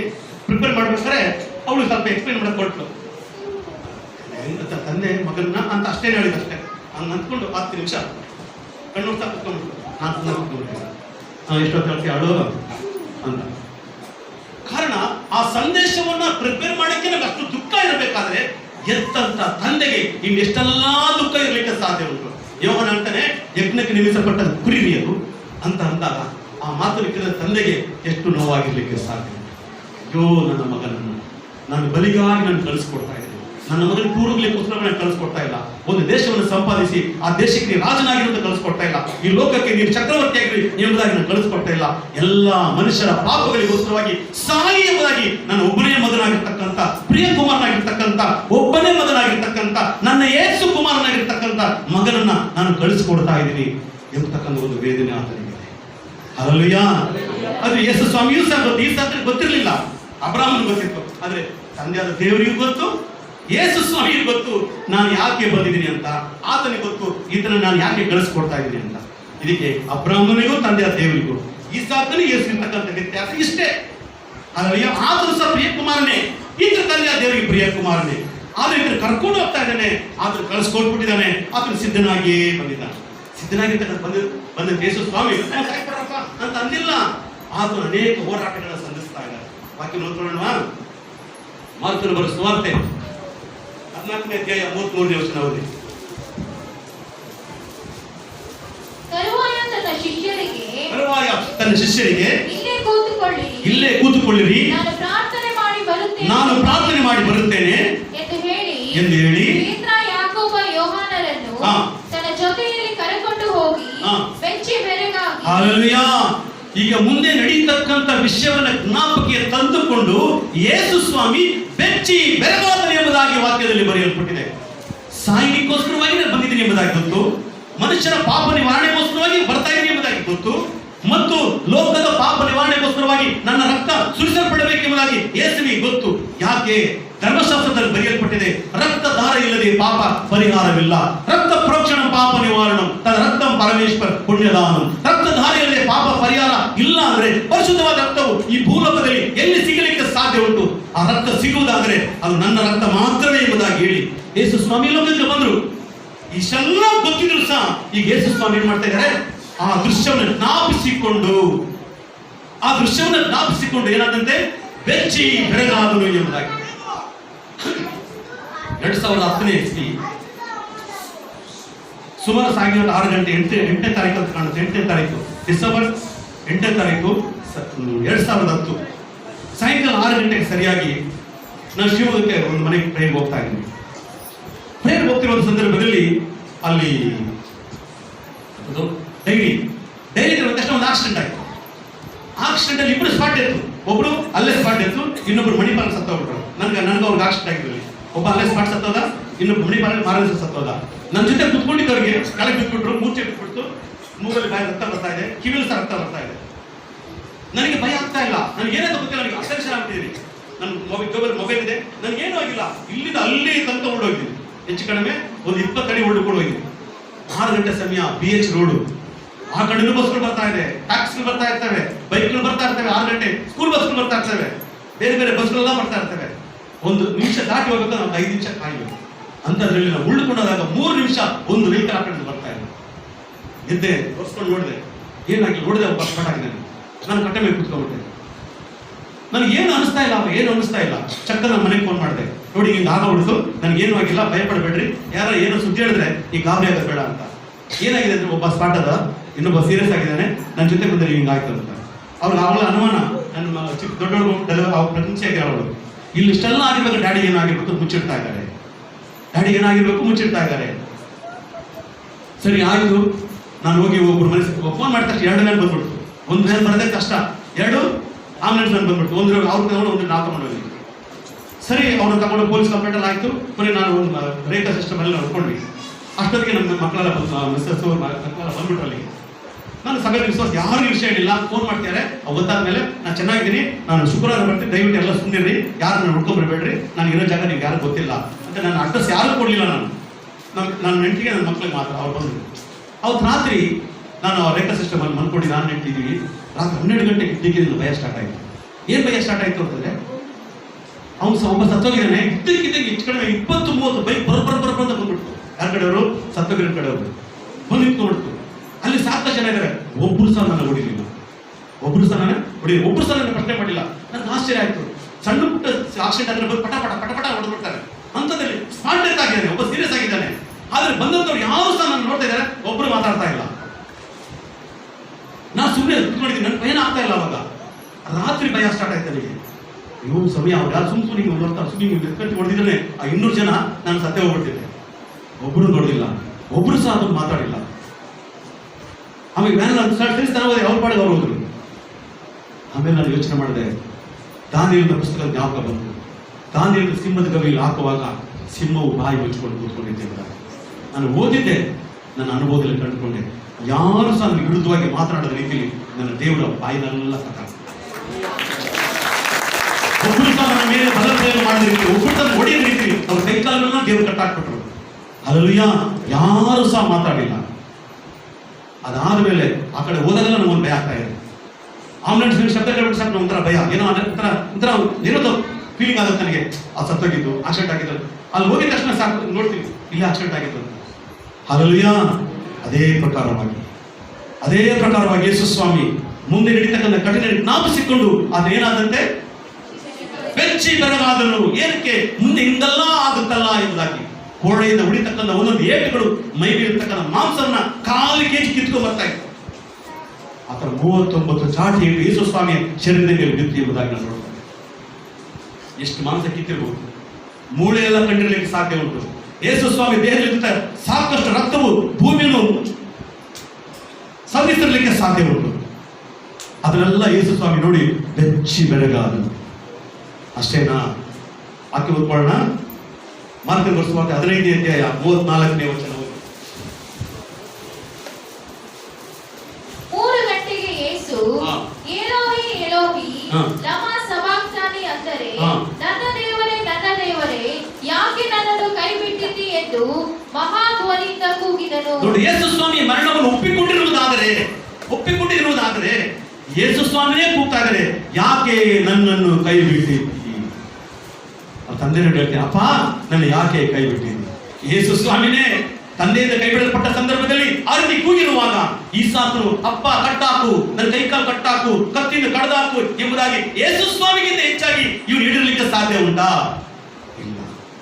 ಅವನು ಬಹಳ ಓಡಾಟ ಮಾಡಿರ್ತಾನೆ, ಓಡೋಗಿರ್ತಾನೆ, ಕಿರ್ಚಾಡಿರ್ತಾನೆ, ಕಾಪಾಡ್ರಿ ಇರ್ತಾನೆ. ಅವ್ರ ಅಪ್ಪನೆಲ್ಲ ಬೈದಿರ್ತಾನೆ. ಯಾಕೆ? ಇಲ್ಲಿ ನೋಡ್ತಂತೆ ವೇಳೆಯಲ್ಲಿ, ತಂದೆಯೇ ನನ್ನನ್ನು ಯಾಕೆ ನೀನು ಕೈ ಬಿಟ್ಟಿದ್ದಿ? ನನ್ನನ್ನು ಯಾಕಪ್ಪ ನೀನು ಕೈ ಬಿಟ್ಟಿದ್ದಿ? ಅನೇಕ ಇದ್ದಾರೆ. 3 ಮಳೆಗಳು ತೂಗಾಕಲ್ಪಟ್ಟಿದೆ. ನನ್ನ ಶರೀರವೆಲ್ಲ ಅಂದಕೆಡಾಗಿ ಮಾರ್ಪಟ್ಟಿದೆ. ನನ್ನ ದೇಹವನ್ನು ನೋಡುವಾಗ ಎಲ್ಲಿಯೂ ಸಹ ಶರೀರ ಕಾಣ್ತಾ ಇಲ್ಲ, ಮೂಳೆನೇ ಕಾಣ್ತಾ ಇಲ್ಲ. ಮಾಂಸಗಳು ರಕ್ತದಿಂದ ಮುಚ್ಚಲ್ಪಟ್ಟಿದೆ. ನನ್ನ ದೇಹವೆಲ್ಲ ಅಂದಕೆಡಾಗಿ ಮಾರ್ಪಟ್ಟಿದೆ. ಇಂಥ ಒಂದು ಹಿಂಸೆ ನಾನು ಯಾಕಪ್ಪ ನೀನು ಕೈ ಬಿಟ್ಟೆ ಎಂಬುದಾಗಿ ಯೇಸು ಶಿಲುಬೆಯಲ್ಲಿ ಇರುವಾಗ ಕೂಗಿರ್ಲಿಕ್ಕೆ ಸಾಧ್ಯ. ಕೂಗಿದಾಗ ಸತ್ಯವಿದೆ, ಯಾಕೆ ನನ್ನನ್ನು ಕೈ ಬಿಟ್ಟೆ? ಯಾಕಪ್ಪ ನನ್ನನ್ನು ಕೈ ಬಿಟ್ಟಿರಿ? ಯಾಕೆ ನನ್ನ ಕೈ ಬಿಟ್ಟಿ? ನನ್ನ ಕೂಗು ನೀನು ಯಾಕೆ ಕೇಳ್ತಾ ಇಲ್ಲ? ಈ ಸಾಕು ಹೇಳ್ತಾನೆ, ಅಪ್ಪ ಯಾಕಪ್ಪ ನನಗೆ ಹಿಂಗೆ ಮಾಡ್ತಾ ಇದೆಯಾ? ನೀನು 100 ಸಲ ಹುಟ್ಟಿದ್ರೆ ಎಷ್ಟು ಮುದ್ದು ಮಗ ಅಂತ ಹೇಳ್ತಿದ್ದಲ್ಲಪ್ಪ, ಯಾಕಪ್ಪ ನನಗೆ ಹಿಂಗೆ ಮಾಡ್ತಾ ಇದೆಯಾ? ಯಾಕಪ್ಪ ಕೈ ಕಾಲು ಕಟ್ಟಾಗ್ತಿದ್ಯಾ? ಅಪ್ಪ ದಯವಿಟ್ಟು ಬಿಟ್ಬಿಡಪ್ಪ, ಅದನ್ನ ಕೈ ಮುಗಿತೀನಿ ಬಿಟ್ಬಿಡಪ್ಪ. ಅಪ್ಪ ಯೇಸು ಸ್ವಾಮಿನೇ ಹಂಗೆ ಹೇಳಿರ್ಬೇಕಾದ್ರೆ ಈ ಸಾಕು ಇಷ್ಟು ಹೇಳಲಿಕ್ಕೆ ಸಾಧ್ಯ ಉಂಟು, ಇದಕ್ಕಿಂತ ಜಾಸ್ತಿ ಹೇಳಲಿಕ್ಕೆ ಸಾಧ್ಯ. ಯೇಸು ಸ್ವಾಮಿ, ತಂದೆಯೇ, ನನ್ನ ದೇವರೇ, ನನ್ನ ದೇವರೇ, ಯಾಕೆ ನನ್ನ ಪ್ರೀತಿಯುಳ್ಳ ದೇವರ ಮಕ್ಕಳು, ಲೂಕನ ಬರೆದ ಸುವಾರ್ತೆ 23ನೇ ಅಧ್ಯಾಯ 34ನೇ ವಚನ. ಆಗ ಯೇಸು, ತಂದೆಯೇ, ಅವರಿಗೆ ಕ್ಷಮಿಸು, ತಾವು ಏನು ಮಾಡುತ್ತೇವೆಂಬುದನ್ನು ಅರಿಯರು ಅಂದನು. ಆಮೇಲೆ ಆತನ ಬಟ್ಟೆಗಳನ್ನು ಪಾಲು ಮಾಡಿ. ಸರಿ. ಆಗ ಯೇಸು, ತಂದೆಯೇ, ಅವರಿಗೆ ಕ್ಷಮಿಸು. ತಮಿಳು ಭಾಷೆಯಲ್ಲಿ ಓದ್ರಿ. அப்பொழுது இயேசு, பிதாவே, இவர்களுக்கு மன்னியும். தெலுங்கு భాషలో ఓద్రి. యేసు, తండ్రి,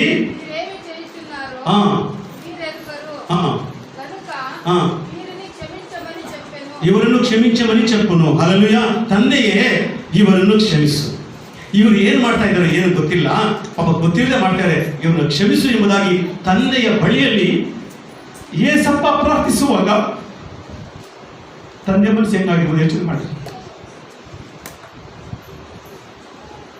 ತಂದೆ ಬಳಿಯಲ್ಲಿ ಯೇಸು ಸ್ವಾಮಿ ಪ್ರಾರ್ಥನೆ ಮಾಡ್ತಾರೆ, ತಂದೆ ಇವ್ರನ್ನ ಕ್ಷಮಿಸು, ಅವ್ರು ಗೊತ್ತಿಲ್ಲದೆ ಮಾಡ್ತಿದ್ದಾರೆ ಎಂಬುದಾಗಿ. ಆತನು ತಂದೆಯ ಬಳಿಯಲ್ಲಿ ಮಕ್ಕಳಿಗೆ ಜನರಿಗೋಸ್ಕರವಾಗಿ ಪ್ರಾರ್ಥಿಸುವಾಗ ತಂದೆಯಾದ ದೇವರು ಪರಲೋಕದಿಂದ ತನ್ನ ಮಗನವರ ಸಂಕಟವನ್ನು ನೋಡುವುದು ಮಾತ್ರವಲ್ಲ, ಅವ್ರು ಮಾಡ್ತಕ್ಕಂಥ ವಿಜ್ಞಾಪನೆ, ಜನರಿಗೋಸ್ಕರವಾಗಿ ಕ್ಷಮಾಪಣೆಯ ಪ್ರಾರ್ಥನೆ ನೋಡಿ ಆದ್ರೆ ಎಷ್ಟೆಲ್ಲ ನೊಂದುಕೊಂಡಿರ್ಲಿಕ್ಕೆ ಸಾಧ್ಯ ಉಂಟು. ಇಷ್ಟು ನೋವಿನಲ್ಲಿಯೂ ಸಹ, ಇಷ್ಟು ಸಂಕಟದಲ್ಲಿಯೂ ಸಹ, ಇಷ್ಟು ವೇದನೆಯಲ್ಲಿಯೂ ಸಹ, ಇಷ್ಟು ಅವಮಾನಗಳ ಮಧ್ಯದಲ್ಲಿ ಸಹ ಕ್ಷಮಿಸುವಂತ ಸ್ವಭಾವ ನನ್ನ ಮಗನಿಗಿದೆ ಎಂಬುದಾಗಿ ಯೇಸು ತಂದೆಯಾದ ದೇವರು ತನ್ನ ಮಗನ ಬಗ್ಗೆ ಎಚ್ಚರ ಪಟ್ಟಿರಲಿಕ್ಕೆ ಸಾಧ್ಯ. ಎಲ್ಲ ಕೈಗಳ ಮೇಲೆ ಕೆತ್ತಿ ದೇವರಿಗೆ ಸ್ತೋತ್ರ ಮಾಡಿ. ಎಲ್ಲರ ಕೈಗಳ ಮೇಲೆ ಕೆತ್ತಿ ಸ್ತೋತ್ರ ಮಾಡಿ. ನಿನ್ನ ದೇವರಾದ ಕರ್ತನು ಹಿಂಸೆಯನ್ನು ಅನುಭವಿಸಿಕೊಂಡವನಾಗಿ, ಕಷ್ಟವನ್ನು ಅನುಭವಿಸಿಕೊಂಡವನಾಗಿ, ಆ ಒಂದು ಮಹಾ ಹಿಂಸೆಯನ್ನು ಅನುಭವಿಸಿಕೊಂಡವನಾಗಿ ನಿನಗಾಗಿ ಕ್ಷಮಿಸಿ ಎಂಬುದಾಗಿ ಪ್ರಾರ್ಥನೆ ಮಾಡಿದಂತ ಏಕೈಕ ದೇವರು ಈ ಲೋಕದಲ್ಲಿ ಇರುವುದಾದರೆ ಆತನು ಯೇಸುವೇ, ಬೇರೆ ಯಾರೂ ಅಲ್ಲ ಎಂಬುದಾಗಿ ನಾವು ಹೇಳಲಿಕ್ಕೆ ಸಾಧ್ಯ. ಪಾಪಿಗಳಾಗಿದ್ದಾಗ್ಯೂ ದ್ರೋಹಿಗಳಾಗಿದ್ದಾಗ್ಯೂ ನನ್ನ ದೇವರು ನನ್ನನ್ನು ನಿನ್ನನ್ನು ಪ್ರೀತಿಸಿದ್ದಾರೆ. ನಾವು ಪಡಬೇಕಾದ ಪಾಠಗಳನ್ನ ಆತನು ಅಂಗೀಕರಿಸಿದ್ದಾನೆ. ನಾವು ಪಡಬೇಕಾದ ಶಿಕ್ಷೆಯನ್ನ ಆತನು ಹೊಂದಿಕೊಂಡಿದ್ದಾನೆ. ಅಷ್ಟು ಮಾತ್ರವಲ್ಲ, ಗೊತ್ತಿಲ್ಲದೆ ಮಾಡ್ತಾ ಇದ್ದಾರೆ, ಗೊತ್ತಿಲ್ಲದೆ ತಪ್ಪು ಮಾಡಿಬಿಟ್ರು, ಇವನು ಕ್ಷಮಿಸಿ ಎಂಬುದಾಗಿ ನಮಗಾಗಿ ತಂದೆಯ ಬಳಿಯಲ್ಲಿ ವಿಜ್ಞಾಪನೆ ಮಾಡುತ್ತಾ ಇದ್ದಾರೆ. Hallelujah, hallelujah. ಈ ಸಾಕನ್ನು ಹಂಗ್ ಮಾಡಿಲ್ಲ. ಬಿಟ್ಟಿದ ತಕ್ಷಣ ಒಂದೇ ಓಟ ಗಮನಿಗೆ ಬಿಟ್ಟ, ಅಮ್ಮ ಇಲ್ಲಿದ್ರೆ ಅಪ್ಪ ಒಂದಾಗ್ಬಿಡ್ತಾರೆ, ಬಾ ಹೋಗ್ಬಿಡೋಣ, ಕರ್ಕೊಂಡು ಹೋಗೇ ಬಿಟ್ಟ ಬೇರೆ ಮನೆಗೆ. ಅದು ಏಸಪ್ಪ ಅಂತಲ್ಲ, ತನ್ನನ್ನು ಸಂಪೂರ್ಣವಾಗಿ ಒಪ್ಪಿಸಿಕೊಟ್ಟ. ಆರಂಭದಲ್ಲಿ ಪ್ರಾರ್ಥನೆ ಮಾಡ್ದ, ಯಾಕಪ್ಪ ನನ್ನ ಕೈ ಬಿಟ್ಟೆ, ಇಂಥ ಸಮಸ್ಯೆನ ಎದುರಿಸ್ಬೇಕಾ ಎಂಬುದಾಗಿ ಅದನ್ನು ಗೋಳಾಡ್ದ. ಕೊನೆಗೆ ದೇವರೇ, ತಂದೆಯೇ, ಇವರನ್ನು ಕ್ಷಮಿಸು ಎಂಬುದಾಗಿ ಪ್ರಾರ್ಥನೆ ಮಾಡಿದ. ಇನ್ನೊಂದು ವಾಕ್ಯ ದಯವಿಟ್ಟು ಓದ್ಕೊಳ್ಳೋಣ. 26ನೇ ವಚನ, ಯೋಹನ ಬರೆದ ಸುವಾರ್ತೆ 19:26. ಯೇಸು ತನ್ನ ತಾಯಿಯನ್ನು ಹತ್ತಿರದಲ್ಲಿ ನಿಂತಿದ್ದ ತನ್ನ ಪ್ರೀತಿಯ ಶಿಷ್ಯನನ್ನು ನೋಡಿ ತಾಯಿಗೆ, ಅಮ್ಮ, ಇಗೋ ನಿನ್ನ ಮಗನು ಎಂದು ಹೇಳಿದನು. ತರುವಾಯ ಆ ಶಿಷ್ಯನಿಗೆ, ಇಗೋ ನಿನ್ನ ತಾಯಿ ಎಂದು ಹೇಳಿದನು. ಹಲ್ಲೆಲೂಯಾ. ನೋಡಿ, ಯೇಸು ಸ್ವಾಮಿ ಸಾಯುವಾಗಲೂ ಸಹ ಒಂದು ಜವಾಬ್ದಾರಿ ತೆಗೆದುಕೊಳ್ತಾ ಇದ್ದಾರೆ. ಈ ಸಾಕನ ಜವಾಬ್ದಾರಿ ತೆಗೆದುಕೊಳ್ಳಿಲ್ಲ. ಮನೆಗೆ ಬಂದ್ಕೊಳ್ಳಿ ಅಮ್ಮನ ಕರ್ಕೊಂಡು ಒಂದೇ ಓಟ ಊರು ಬಿಟ್ಟು ಖಾಲಿ ಮಾಡಿ ಇಲ್ಬೋದು, ಅವನು ಎಬ್ರೋನಿಗೆ ಓಡಿ ಹೋದ. ಆದ್ರೆ ಏಸಪ್ಪ ಸತ್ತಿದ ತಕ್ಷಣ ಓಡೋಗ್ಲಿಲ್ಲ. ಆತನು ಸಾಯುವುದಕ್ಕಿಂತ ಮುಂಚಿತವಾಗಿ ತನ್ನ ಸ್ಥಾನವನ್ನ ಒಬ್ಬ ಶಿಷ್ಯನಿಗೆ ಒಪ್ಪಿಸ್ಕೊಡ್ತಾ ಇದ್ದಾರೆ. ಯೋಹಾನ, ನಮ್ಮ ಅಮ್ಮನಿಗೆ ಬೇರೆ ಯಾರಿಲ್ಲ ಕಣಯ್ಯ, ನಮ್ಮಮ್ಮನಿಗೆ ಬೇರೆ ಯಾರಿಲ್ಲ ಕಣಯ್ಯ, ನಮ್ಮಮ್ಮ ನನ್ನ ಕಂಡ್ರೆ ತುಂಬಾ ಪ್ರೀತಿ ಕಣಯ್ಯ, ನನ್ನ ತಾಯಿ ತುಂಬಾ ಒಳ್ಳೆಯವಳು ಕಣಯ್ಯ, ಅದರಿಂದ ನೀನು ನಮ್ಮಮ್ಮನ್ನ ಸ್ವಂತ ತಾಯಿ ತರ ಪ್ರೀತಿ ಮಾಡ್ಕೊಂಡು ನೋಡ್ಕೊಳ್ತೀಯಾ ಅಂತ ಕೇಳಲಿಕ್ಕೆ ಸಾಧ್ಯ? ತಾಯಿ ಇರ್ತಾನೆ, ಅಮ್ಮ ಭಯಪಡಬೇಡ, ಇದ್ರ ಬೇಡ, ನೀನು ನನಗಿಂತ ಯೋಗನ ಚೆನ್ನಾಗಿ ನೋಡ್ಕೊಳ್ತಾನೆ, ಅಥವಾ ಇವನೇ ನಿನ್ನ ಮಗ, ಇವತ್ತಿಗೆ ನಿನಗೆ ನನಗೂ ಕೊನೆ, ನಿನ್ನ ಬಿಟ್ಟು ಹೋಗುವಂತ ಸಮಯ, ನಿನ್ನ ನಗಲುವಂತ ಸಮಯ, ಇಂದಿನಿಂದ ಯೋಹನನೇ ನಿನ್ನ ಮಗನು, ಯೋಹನ ಇನ್ನು ಮುಂದೆ ಅವಳಿಗೆ ತಾಯಿ. ಎಷ್ಟು ಒಳ್ಳೆ ದೇವರು ನಮ್ಮ ದೇವರು. ತಾನು ಸಾಯುವಾಗಲೂ ಸಹ ತನ್ನ ಸ್ಥಾನವನ್ನು ತುಂಬಿಸಿ ತಾಯಿಯನ್ನು ಪ್ರೀತಿಸಿದಂತ ಏಕೈಕ ದೇವರು ನಿನ್ನ ದೇವರಾಗಿದ್ದಾರೆ. ನನ್ನ ಪ್ರೀತಿಯುಳ್ಳ ದೇವರ ಮಕ್ಕಳೇ, ನೀವು ಎಷ್ಟು ಜನ ನೀವು ನಿಮ್ಮ ತಾಯಿಯನ್ನು ಪ್ರೀತಿ ಮಾಡ್ತಾ ಇದ್ದಾರೆ? ಯಾತಕ್ಕಾಗಿ ಪ್ರೀತಿ ಮಾಡ್ತಿಲ್ಲ? ಸ್ವಲ್ಪ ಗಮನ ಕೊಡಿ. ನನ್ನ ಯೇಸು ತಾಯಿಯನ್ನು ಬಿಟ್ಟು ಓಡೋದಿಲ್ಲ ಕಣಯ್ಯ, ತಾಯಿ ದುಃಖಪಡಿಸಲಿಲ್ಲ ಕಣಯ್ಯ. ಸಾಯುವ ಸಮಯದಲ್ಲಿ ತನ್ನ ಸ್ಥಾನಕ್ಕೆ ಯಾರಾದರೂ ಒಬ್ರು ಇರಬೇಕು ಎಂಬುದಾಗಿ ಹೇಳಿ ಯೋಹನಿಗೆ ಪರಿಚಯ ಮಾಡಿಕೊಟ್ಟ, ಅಮ್ಮ ಇಗೋ ನಿನ್ನ ಮಗಳು, ಅವನಿಂದ ಚೆನ್ನಾಗಿ ನೋಡ್ಬಾರ್ದು, ಇಗೋ ನಿನ್ನ ತಾಯಿ. ನನ್ನ ಜವಾಬ್ದಾರಿಯನ್ನು ಇತರರಿಗೆ ವಹಿಸಿ ಹೋದಾಗ ಅದು ಇಸಾಕನ ಹಂಗ ಮಾಡಲಿಲ್ಲ. ಜೀವಂತವಾಗಿರುವಾಗಲೇ ತನ್ನ ತಂದೆಯನ್ನು ಬಿಟ್ಟು ತನ್ನ ತಾಯಿಯನ್ನು ಕರ್ಕೊಂಡು ಎಬ್ರೋನಿಗೆ ಓಡಿ ಹೋದರು ಎಂಬುದಾಗಿ, ಪ್ರಯಾಣ ಮಾಡಿದರು ಎಂಬುದಾಗಿ ನೋಡ್ತಾರೆ. ಆದರೆ ಯೇಸು ಸ್ವಾಮಿ ಹೋಗಲಿಲ್ಲ. ತನ್ನ ತಾಯಿಗೆ ಒಂದು ಸ್ಥಾನವನ್ನು ಕೊಟ್ಟು, ತಾಯಿಗೆ ಒಂದು ಪರಿಚಯ ಮಾಡಿಕೊಟ್ಟು ಆ ಸ್ಥಾನವನ್ನು ತುಂಬಿಸಿ ಯೇಸು ಸ್ವಾಮಿ ಮರಣವನ್ನು ಸಂಧಿಸ್ತಾ ಇದ್ದಾರೆ. ಇನ್ನೊಂದು ವಾಕ್ಯ ಈಗ ಓದ್ಕೊಳ್ಳೋಣ. ಅದು 28ನೇ ವಚನ. ಇದಾದ ಮೇಲೆ ಯೇಸು ಈಗ ಎಲ್ಲಾ ತೀರಿತೆಂದು ತಿಳಿದು ಶಾಸ್ತ್ರದ ಮಾತು ನೆರವೇರುವಂತೆ ನನಗೆ ನೀರಡಿಕೆ ಆಗಿದೆ ಅಂದನು. ಹಲ್ಲೆಲೂಯಾ, ನನಗೆ ನೀರಡಿಕೆ ಆಗಿದೆ. ಕರ್ತನಲ್ಲಿ ಪ್ರೀತಿಯುಳ್ಳ ದೇವರ ಮಕ್ಕಳೇ, ಐಗುಪ್ತ ದೇಶದಿಂದ ಪ್ರಯಾಣ ಮಾಡಿ ಬರುವಂತಹ ಸಂದರ್ಭದಲ್ಲಿ ಬಂಡೆಯಿಂದ ನೀರನ್ನು ಕೊಟ್ಟ ದೇವರು ನನ್ನ ದೇವರು. ಇಲ್ಲದೆ ಇರುವಂತಹ ಜಾಗದಲ್ಲಿ ಒದಗಿಸಿಕೊಟ್ಟ ದೇವರು ನನ್ನ ದೇವರು. ಅದೇ ದೇವರಿಗೆ ಈಗ ನೀರಡಿಕೆ ಆಗಿದೆ. ನನಗೆ ನೀರಡಿಕೆ ಆಗಿದೆ. ಈಸಾಕನು ಓಡೋದ, ಅವ್ರ ಅಮ್ಮನ ಕರ್ಕೊಂಡು ಹೋದ. ಅವ್ರ ಅಮ್ಮ ಸತ್ರು, ಆಗ್ಲೂ ಸಹ ಅಪ್ಪನ ಮನೆಗೆ ಹಿಂದಿಗೆ ಬರಲಿಲ್ಲ. ಒಂದು ಹುಡುಗಿನ ಕರ್ಕೊಂಡ, ಮದುವೆ ಮಾಡ್ಕೊಂಡು ಅಲ್ಲೇ ಉಳ್ಕೊಂಡ. ಅವರಪ್ಪ ಊಟ ಮಾಡ್ತಿದ್ರೆ ಹೇಳೋ ಗೊತ್ತಿಲ್ಲ ಅವನಿಗೆ. ನನಗೆ ಹೆಂಡತಿ ಬಂದ ಬೇಸ ಆಗ್ತಾಳೆ, ನಮ್ಮೊಬ್ಬರು ಯಾರು ಬೇಸ ಆಗ್ತಾರೆ, ಆ ಚಿಂತೆ ಅವನಿಗೆ ಇರಲಿಲ್ಲ. ಆದ್ರೆ ಯೇಸು ಸ್ವಾಮಿ ಎಲ್ಲರ ನೀರಡಿಕೆಯ ದಾಹವನ್ನ ನೀಗಿಸಿದಂತ ದೇವರಿಗೆ ಈಗ ಆತನಿಗೆ ನೀರಡಿಕೆ ಆಗಿದೆ. ನನಗೆ ನೀರಡಿಕೆ ಆಗಿದೆ. ಅದು ಯಾವ ನೀರಡಿಕೆ ಗೊತ್ತಾ? ದೇವರೇ ಸ್ವಾಮಿ ನಿಮ್ಮೆಲ್ಲರಿಗೆ ಹೇಳ್ತಕ್ಕಂಥ ಒಂದು ಮಾತು, ನೀರಡಿಕೆ ಎಂಬುದಾಗಿ ಹೇಳುವಾಗ ಬೇರೆ ಯಾವ ನೀರಲ್ಲ ಪ್ರಿಯರೇ, ನಶಿಸಿ ಹೋಗ್ತಕ್ಕಂಥ ಆತ್ಮಗಳ ವಿಷಯದಲ್ಲಿ ಆತನು ಹೇಳ್ತಕ್ಕಂಥ ಒಂದು ಮಾತು. ನೀವು ರಕ್ಷಣೆ ಹೊಂದಿದ್ದೀರಾ, ಇನ್ನು ಅನೇಕ ರಕ್ಷಣೆ ಹೊಂದಬೇಕು. ಅದೇ ನನ್ನ ನೀರಡಿಕೆ. ನಾನು ನಿಮ್ಮ ರಕ್ಷಣೆಯನ್ನು ಕೊಟ್ಟಿದ್ದೀನಿ, ನಿಮ್ಮ ದಾಹ ನೀಗಿಸಿದ್ದೀನಿ. ಈಗ ಅನೇಕರು ಬಾಯಾರಿಕೆ ಇದ್ದಾರೆ, ಅವ್ರ ಬಾಯಾರಿಕೆ ನೀಗಿಸಬೇಕಾಗಿದೆ. ಅವರಿಗೆ ನಾನೇ ಮಾರ್ಗ, ನಾನೇ ಸತ್ಯ, ನಾನೇ ಜೀವ ಎಂಬುದನ್ನ ನೀವು ಪರಿಚಯ ಮಾಡಿಕೊಡ್ಬೇಕು. ಅದೇ ನನ್ನ ಬಾಯಾರಿಕೆ. ಇವತ್ತು ತಂದೆಯಾದ ದೇವರು ಆ ಶಿಲುಬೆಯಲ್ಲಿ ತಂದೆಗೆ ಮಾಡಿದ ವಿಜ್ಞಾಪನೆಯನ್ನ ಇವತ್ತು ಮಧ್ಯಾಹ್ನದ ವೇಳೆಯಲ್ಲಿ ನಿಮ್ಮ ಒಬ್ಬೊಬ್ಬರಿಗೂ ಆತನು ಹೇಳ್ತಾ ಇದ್ದಾನೆ, ನನಗೆ ನೀರಡಿಕೆ ಆಗಿದೆ, ನನಗೆ ದಾಹವಾಗಿದೆ. ನೀವು ಕುಡಿದು ತಿಂದು ತೃಪ್ತಿಯಾಗಿದ್ದೀರಾ. ಆದರೆ ಬಾಯಾರಿದವರು ಅನೇಕರು, ಬೇಕಾದಷ್ಟು ಜನ ಬೀದಿಯಲ್ಲಿ ಬಿದ್ದಿದ್ದಾರೆ, ಕಷ್ಟದಲ್ಲಿ, ಸಮಸ್ಯೆಗಳಲ್ಲಿ, ದುಃಖದಲ್ಲಿ, ಹೋರಾಟಗಳಲ್ಲಿ ಇದ್ದಾರೆ. ಅವರಿಗೆ ಬಾಯಲ್ಲಿ ನೀಗಿಸಲಿಕ್ಕೋಸ್ಕರವಾಗಿ ನನ್ನ ಬಳಿಗೆ ಕರ್ಕೊಂಡು ಬಾ. ಆ ಸಮರ ಸ್ತ್ರೀಗಳಿಂದ ಒಂದು ಮಾತು, ನೀನು ಕುಡಿಯುವಂತ ನೀರನ್ನ ನಾನು ಕುಡಿದ್ರೆ ನನಗೆ ಬಾಯಾರಿಕೆ ಆಗುತ್ತೆ, ಆದರೆ ನಾನು ಕುಡಿಯುವಂತ ನೀರನ್ನು ಕುಡಿದ್ರೆ ಎಂದಿಗೂ ಬಾಯಾರಿಕೆ ಆಗುವುದೇ. ಆ ನೀರಾಗಿರ್ತಕ್ಕಂಥ ಯೇಸುವನ್ನ ಪರಿಚಯ ಮಾಡಿಕೊಡುವಂತ ಜವಾಬ್ದಾರಿ ಯೇಸು ನಿನಗೆ ಕೊಟ್ಟಿದ್ದಾರೆ. ಆ ನೀರಡಿಕೆ ಆಗಿದೆ. ಹಲ್ಲೆಲೂಯಾ. ಏಕಾಂತನಾಗಿ ತಾಯಿಯ ಮುಂದೆ ಆತನು ಶಿಲುಬೆಯಲ್ಲಿ ತೂಗಾಕಲ್ಪಟ್ಟಿದ್ದಾನೆ.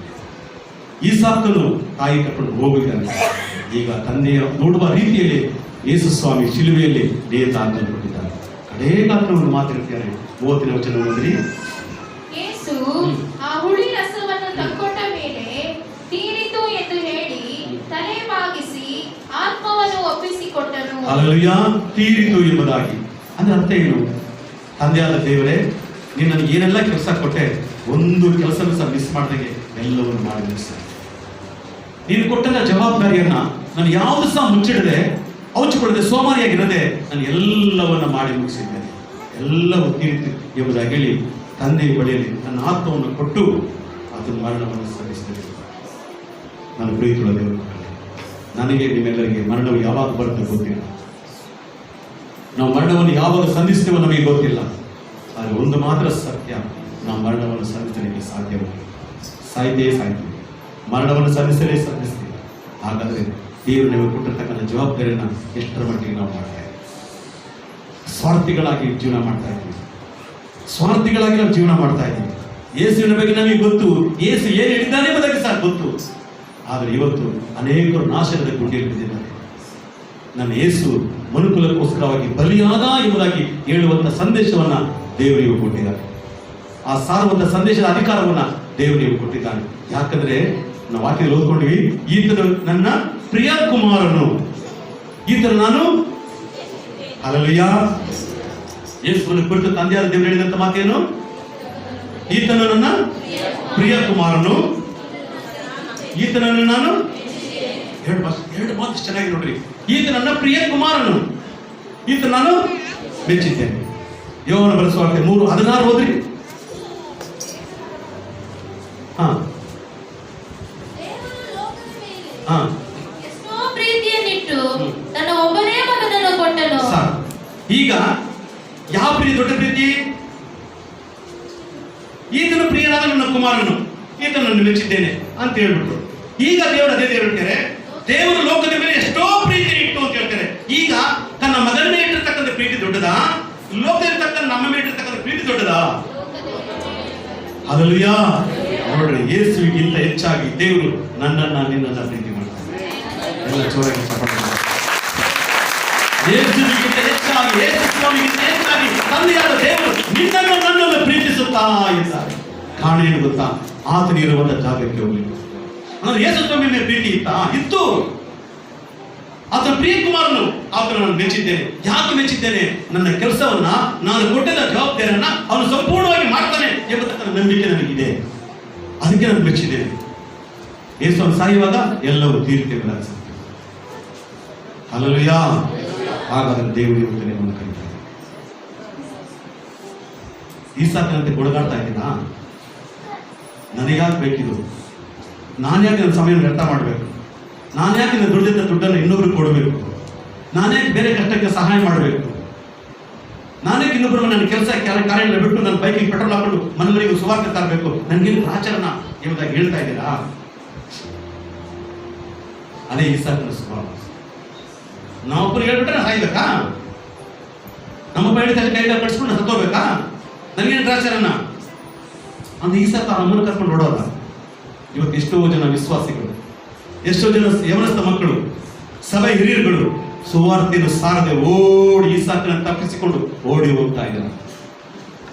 ಅವನಿಗೆ ದೇವರು ಹೇಳ್ತಾ ಇದ್ದಾನೆ, ನಿನ್ನ ಪ್ರಿಯ ಕುಮಾರನು. ಅಬ್ರಾಹ್ಮನೇ ಅವನ ಪ್ರಿಯ ಕುಮಾರನಾಗಿ ಇದ್ದ. ಅವನಾಗ ಅನ್ಕೊಂಡೇ ಇದ್ದ. ಆದ್ರೆ ಸಮಸ್ಯೆಗಳು ಬಂದಾಗ ಗೊತ್ತಾಯ್ತು, ನನ್ನ ಮಗ ನನ್ನ ಜೊತೆ ಇಲ್ಲ ಎಂಬುದಾಗಿ ಅವನು ಓಡೋದ. ಆದ್ರೆ ಈ ಪ್ರಿಯ ಕುಮಾರನು ತಂದೆ ಚಿತ್ತವನ್ನು ಸಂಪೂರ್ಣವಾಗಿ ನೆರವೇರಿಸ್ತಾನೆ. ನೀವು ಯಾವ ಗುಂಪಿನಲ್ಲಿದ್ದೀರಿ?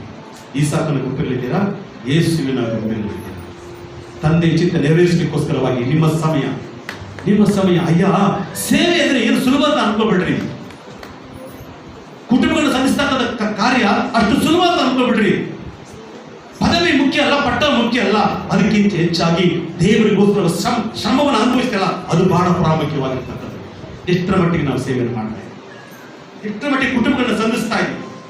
ಎಷ್ಟರ ಮಟ್ಟಿಗೆ ದೇವರ ಸುವಾರ್ತೆಯನ್ನು ಸಾರ್ತಾ ಇದ್ದೀವಿ? ಅವಮಾನಗಳು, ನಿಂದನೆಗಳು ಸಹಜ, ಹಿಂಸೆಗಳು ಸಹಜ. ನಾನು ಪ್ರಸಂಗ ಮಾಡ್ತಾ ಇಲ್ಲ, ನನ್ನ ಅನುಭವ ನಿಮ್ಗೆ ಹಂಚಿಕೊಳ್ತಾ ಇದ್ದೀನಿ. ಅವೆಲ್ಲವೂ ನಾನು ದಾಟಿ ಬಂದಿದ್ದೇನೆ. ನನ್ನ ಕುಟುಂಬದಲ್ಲಿ ಇರುವ ಸಮಯಕ್ಕಿಂತ ಹೆಚ್ಚಾಗಿ ಹೊರಗಿರುವ ಸಮಯನೇ ಹೆಚ್ಚು ನನಗೆ. ಅವತ್ತು ಅಷ್ಟೇ, ಇವತ್ತು ಸಹ ಅಷ್ಟೇನೆ. ನನ್ನ ಹೆಂಡತಿ ಮಕ್ಕಳ ಜೊತೆಗೆ ಸಂತೋಷ ಪಡುವಂತ ಕೆಲವು ನಿಮಿಷಗಳು ಮಾತ್ರ ಅಷ್ಟೇನೆ, ಕೆಲವು ಗಂಟೆಗಳು ಅಷ್ಟೇನೆ. ಒಂದು ದಿನಕ್ಕೆ ಒಂದು ಗಂಟೆ ಇರ್ಬೋದು, ಇಲ್ಲ ಅರ್ಧ ಗಂಟೆ ಇರ್ಬೋದು ಅಷ್ಟೇನೆ. ಬಾಕಿ ಎಲ್ಲ ಸಮಯಗಳು ದೇವರ ಸನ್ನಿಧಿಯಲ್ಲಿ, ಮನೆಯಲ್ಲೂ ಅಷ್ಟೇನೆ, ಇಲ್ಲಿ ಬಂದರೂ ಅಷ್ಟೇನೆ. ಹಲ್ಲೆಲೂಯಾ. ಕಾರಣ ಏನು ಗೊತ್ತಾ? ಯೇಸು ಬೇಗನೆ ಬರಲಿಕ್ಕಿದ್ದಾನೆ. ಯೇಸು ಬೇಗನೆ ಬರಲಿಕ್ಕಿದ್ದಾನೆ. ನಶಿಸಿ ಹೋಗತಕ್ಕ ಆತ್ಮಗಳ ಜವಾಬ್ದಾರಿಯನ್ನು ದೇವರು ನಮಗೆ ಕೊಟ್ಟಿದ್ದಾನೆ. ಆ ದಿನ ಜವಾಬ್ದಾರಿಯನ್ನು ಯೋಹನಿಗೆ ಕೊಟ್ಟು, ಯೋಹನ ಇಗೋ ನಿನ್ನ ತಾಯಿ, ಅಮ್ಮ ಇಗೋ ನಿನ್ನ ಮಗನು. ಜವಾಬ್ದಾರಿ ಅದೇ ಪ್ರಕಾರವಾಗಿ ದೇವರು ಕೊಟ್ಟಿದ್ದಾನೆ. ಮಗನೇ, ಈಗ ನೋಡು, ಇವರೇ ರಕ್ಷಿಸಲ್ಪಡದಿರ್ತಕ್ಕಂಥವ್ರು, ಮಗಳೇ ಇವರೇ ಪಡೆದಿರ್ತಕ್ಕಂಥವ್ರು, ಇವರಿಗೆ ನಾನು ಯಾರನ್ನ ಪರಿಚಯ ಮಾಡಿಕೊಡು ಎಂಬುದಾಗಿ ಇವತ್ತು ನನ್ನ ದೇವರು ನಿಮ್ಗೆಲ್ಲರಿಗೂ ಪರಿಚಯ ಮಾಡಿಕೊಡ್ತಾ ಇದ್ದಾರೆ. ಈಸಾಕನಂತೆ ನಾವು ಓಡೋಗ್ತಾ ಇದೀವಾ ಸುಖ ಹುಡ್ಕೊಂಡು? ಅವನು ಪ್ರಿಯ ಕುಮಾರನೇ. ಆದ್ರೆ ಯೇಸುವಿನಂತೆ ಎಲ್ಲವೂ ತೀರ್ಪು ಎಂಬುದಾಗಿ ಹೇಳಲಿಕ್ಕೆ ಸಾಧ್ಯ ಉಂಟಾ? ಪರಿಶುದ್ಧ ಪೌಲ ಹೇಳಿದ ಪ್ರಕಾರವಾಗಿ ಒಳ್ಳೆ ಹೋರಾಟವನ್ನು ಮಾಡಿದ್ದೇನೆ, ನನ್ನ ಓಟವನ್ನು ಕೊನೆ ಮಾಡಿಸಿದ್ದೇನೆ, ನನಗೋಸ್ಕರವಾಗಿ ಜಯಮಾಲಿ ಸಿದ್ಧವಾಗಿದೆ ಎಂಬುದಾಗಿ ಹೇಳಲಿಕ್ಕೆ ಸಾಧ್ಯ ಉಂಟಾ? ಪರೀಕ್ಷೆ ಮಾಡಿಕೊಡ್ರಿ.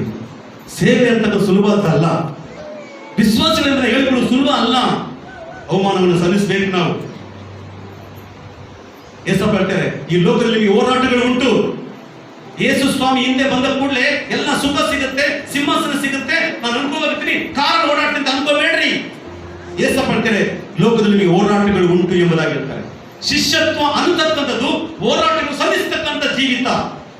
ವಿಶ್ವಾಸ ಜೀವಿತ ಅಂತಕ್ಕಂಥದ್ದು ಹೋರಾಟಗಳ ಸಮಸ್ಯೆಗಳನ್ನ ವ್ಯಕ್ತಿ ನಿಲ್ಲತಕ್ಕಂಥ ಒಂದು ಜೀವಿತ. ಈಸಾಕನಂತೆ ಓಡಿ ಹೋಗುವಂತಹ ಜೀವಿತ ಅಲ್ಲ, ಕ್ರಿಸ್ತನಂತೆ ವೈರಾಗ್ಯವಾಗಿ ಜೀವಿಸುವಂತ ಕ್ರೈಸ್ತ ಜೀವಿತ ಅದಾಗಿದೆ. ನನ್ನ ಪ್ರೀತಿಯ ದೇವರ ಮಕ್ಕಳೇ, ಎಷ್ಟರ ಮಟ್ಟಿಗೆ ನಾವು ದೇವರ ಚಿತ್ತಕ್ಕೆ ನಮ್ಮನ್ನು ಒಪ್ಪಿಸಿಕೊಡ್ತಾ ಇದ್ದೀವಿ. ಯೇಸು ಸ್ವಾಮಿ ತಂದೆ ಚಿತ್ತಕ್ಕೆ ತನ್ನ ಸಂಪೂರ್ಣವಾಗಿ ಒಪ್ಪಿಸಿಕೊಂಡು ಕೊನೆಯ ತನಕ ದೇವರ ಚಿತ್ತಕ್ಕನುಸಾರವಾಗಿ ನಡೆದ. ಈಸಾಕನಾದರೂ ಹಠ ಮಾಡ್ದ, ಬಿಟ್ಟ ಕೂಡಲೇ ತಾಯಿನ ಕರ್ಕೊಂಡು ಓಡಿ.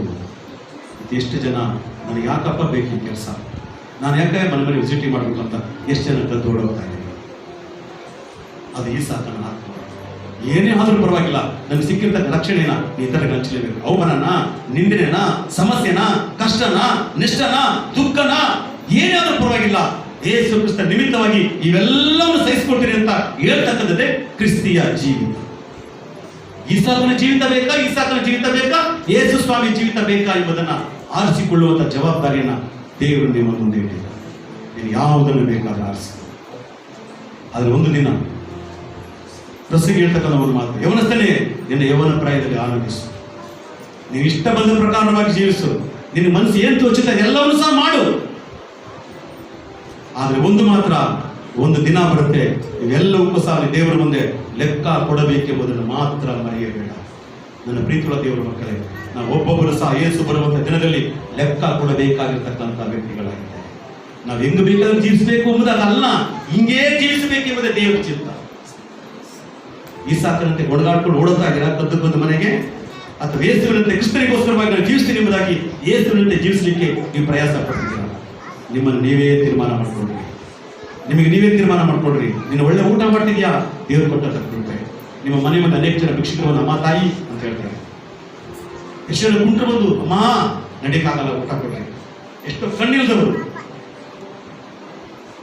ಬಾಯಿನೇ ಇರಲ್ಲ, ಇಲ್ಲಿ ತೂತ ಇರುತ್ತೆ, ಪೈಪ್ ಇಟ್ಕೊಂಡು ಇಲ್ಲಿ ಜ್ಯೂಸ್ ಕುಡಿತಾ ಇರ್ತಾರೆ, ಬಾಯಿಲ್ಲ, ಮೂಗಿಲ್ಲ, ಕಣ್ಣಿಲ್ಲ, ಅವರು ಒಂದು ಕಮಲಘಟ್ಟದಲ್ಲಿ ಇದ್ದವರು ಅಂಥವರೆಲ್ಲ ಇದ್ದಾರೆ. ಅಮ್ಮ ಭಿಕ್ಷೆ ಕೊಡ್ರಿ ಅಂತ ಹೇಳ್ತಾರೆ. ನೀವು ಯಾರು ಆ ರೀತಿ ಇಲ್ಲ. ಇವರೆಲ್ಲ ಚೆನ್ನಾಗಿರೋದು ದೇವರ ಕೃಪೆ. ಆದ್ರೆ ದೇವರ ಕೃಪೆ ಎಲ್ಲ ಹೊಂದ್ಕೊಂಡು, ಆಶೀರ್ವಾದ ಎಲ್ಲ ಹೊಂದ್ಕೊಂಡು ದೇವರಿಗೋಸ್ಕರ ನೀವೇನ್ ಮಾಡ್ತಾ ಇದ್ದೀರಾ? ಈಸಾಕನಂತೆ ಕದ್ದು ಮುಚ್ಚಿ ಹೋಗ್ತಿದ್ದೀರಾ? ಪ್ರೇರಣೆ ಬರೋದಿಲ್ಲ, ಉಪವಾಸ ಪ್ರಾರ್ಥನೆ ಬರೋದಿಲ್ಲ, ಆಲಯಕ್ಕೆ ಒಂದು ಉಪವಾಸ ಪ್ರಾರ್ಥನೆ ಮಾಡೋದಿಲ್ಲ, ಆಲಯದ ವಿಷಯ ಆಸಕ್ತಿ ಇಲ್ಲ. ಆದ್ರೆ ಈಸಾಕನ ತಪ್ಪಿಸ್ಕೊಂಡು ಓಡ್ತಾ ಇದ್ದೀರಾ. ಹಲ್ಲೆಲೂಯಾ.